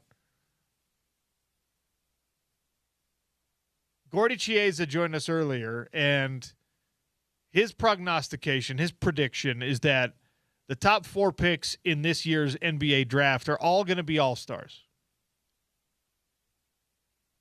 877-353-0700. When was the last time that happened? I would have thought it would be more recent than the number he gave us. It was a while back, hint, hint. And because this is a really tough one, this is where the guys came from. All right? St. Bonaventure College. University of Michigan, LSU, Florida State. And then, again, these are first-round NBA draft picks in the year where the last time the top 4 picks were NBA All-Stars. Then it was New Mexico State.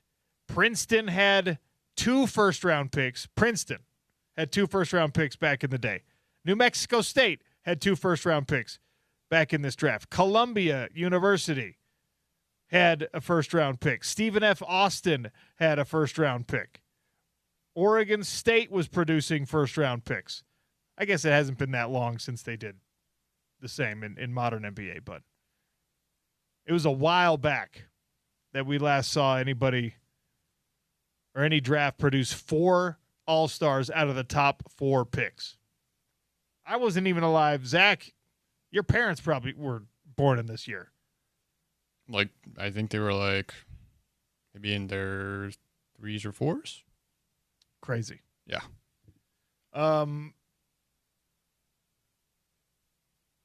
As we wrap things up here on the show today, a reminder, Murdoch Ford in Santa Quin has incredible deals going on right now with trucks, cars, and SUVs. We will have conversation and coverage of Burnley FC coming in to take on RSL. Jason Kreis is going to join us on the show tomorrow. That'll be about 11:30. We get Jason Kreis on the show, Jeff Schwartz on the show tomorrow as well. And, of course, at 1 o'clock, you'll have the other World Cup semifinal between England and Argentina while we're here on the air. That's after we find out who comes out victorious from the Spain versus France game. Zach, you picked Spain, right? Spain is your team. You think that it's going to be España in the final? I do think it's going to be España in the final. And, as I move back a little bit, yeah, that was definitely a foul. But Yes, that was definitely a penalty. But I think that Spain or England are the only two teams that could beat Argentina if France does not win this game, honestly. So you think that France winning this game means Argentina would win the World Cup if they can advance? Potentially. I mean, it could go to PKs again like it did in 2022 in Qatar. There's a chance. I mean, there's been a lot of games this past tournament where it's gone to PKs. So, in extra time, and there's no golden goal, which is like the sudden death rule, which is nice, but you still got to play 2 15-minute periods before you go into penalties. Like, wouldn't you much rather just go to penalties and get it over with? But I understand the extra time as well. But I think it could go to PKs again if France and Argentina. It's a rematch between France and Argentina. I want to finish the show the way we started the show. We were talking about the over-under win total set by Vegas for this approaching Big 12 football season. We talked a lot about Texas Tech sitting at 10.5, in some books at 11.5. I'm going with 10.5. Utah, BYU, and Kansas State at 8.5. Arizona 7.5. Houston 7.5. TCU and Arizona State join Baylor at 6.5 for their projected win total. And then UCF, Kansas, Iowa State, West Virginia, Oklahoma State, and Cincinnati, all at 5.5 games, according to Vegas. Colorado, the caboose in the conference. 4.5 wins projected for the Colorado Buffaloes in this upcoming 2026 football season. If Deion Sanders wins 5 games and still hits the over at $10+ million a year, you have to move on. I don't know what their buyout situation looks like with Coach Prime, but I was among those who thought maybe he was going to resign after last season with all the health struggles. Now, his health apparently is much better, and he appeared re-energized, but somewhat rambling and unfocused in his comments at Big 12 Media Days. In any case, Colorado is projected to be the worst team by the odds makers in the Big 12 conference. And their schedule is Georgia Tech, Weber State, Northwestern. Then it's Baylor to start conference play, Texas Tech. They've got that one at home. They have a bye between Texas Tech and Utah. Both of those are home games for Colorado. They finish with Oklahoma State, K-State, Arizona State, Houston, Cincinnati, UCF. Spence Checketts in the driver next. He's here in studio. Crosstalk brought to you by our friends at Advanced Window Products, 801-850-9100 for $2,500 off when you buy 10 windows or more. Hi, Spence. I have failed you. I was tardy. I apologize. It's fine. I usually just ramble on until you show up anyway. Well, a couple minutes late. I just need to be better. I'm publicly acknowledging that I want to be better. All right. Yeah. Okay. Well, how's the game going? It's a really interesting, fascinating game between Spain and France so far. Scored one from the spot on a penalty after Lamine Yamal. It's the nastiest real foul we have seen so far in the World Cup. No flopping necessary. It was a full roundhouse kick to the quadriceps. Of the kid, of Lamine Yamal? Lamine Yamal got just rallied by a French player. I don't know who it was. who the ball was coming down on a bounce, and he did not realize Lamine Yamal was there, and just blindly threw a roundhouse kick that looked like something from an MMA fight. Hit Lamine right in the leg. Was there a card pulled? No. No card. No card. Okay. But penalty kick granted to Spain. They score from the spot. Lamine Yamal, is he 17 years old? I think he plays for Barcelona. I thought he's 19 now. He's 19, plays for Barcelona. There's this hilarious video going around of him, like, being in a Walmart. Yeah, yes. Their first games were in Atlanta. Yeah. And he was in just like a Georgia Walmart pushing a cart around and probably loving it because he can't do that in Europe. Right. And no one recognized him. He's this international global soccer star. No one recognized him. Yeah, it's pretty funny. It's interesting, I think, to see some of the reaction. And, I don't live on social media, but I feel like for all of the hand-wringing about people being nervous concerning the way the World Cup was going to unfold in America, I feel like it's gone really, really well. And it's actually shown a lot of people around the world that we're not in this horrible spot that most people think we are. I mean, I feel like most of the reaction has been very positive. Yeah, I think it's been really great. I think it's been one of the overwhelmingly positive things about this World Cup. And I actually did not like the way that the reversal of the Flo Balogun red card kind of interrupted that for a second. Yeah. But we're back to Kumbaya. Right. Can we just can I just close the show with just like, we don't talk about European soccer contracts very often, right? Speak for yourself, bro. Patrick liked that one. How much do you think Lamine Yamal is making for Barcelona at 19 years old? Oh, man. Recently turned 19. Is it an annual? Are you asking for an annual salary? His estimated base salary per season, $20 million. It's 21 million euro. 21 million euro. Okay. If you're a teenager making 400,000 euro per week. Yeah. And this is, I don't know about release clauses. I assume this is buyouts, or like if you cut him, you have to pay. Yes, this is a joke. Lamine Yamal is under contract until 2031 with FC Barcelona. His release clause is 1 billion euro. Oh my God. What?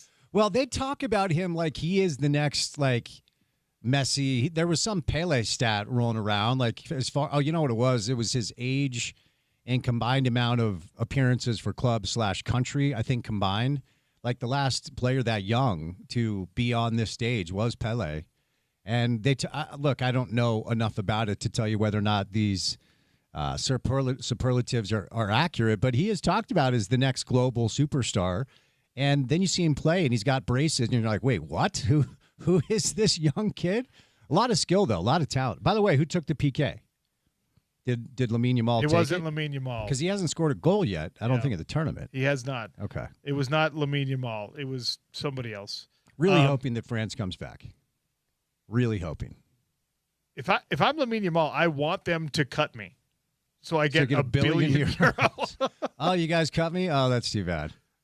We really should have found, like, college football coaches, global soccer superstars. I would lose my job in a heartbeat for $1 billion euros. Like, wait, what? Okay, fine. If I had, like, a Kirby Smart-style contract or a Jimbo Fisher-style contract or whatever, I would actively be trying to get fired. 100%. 100%.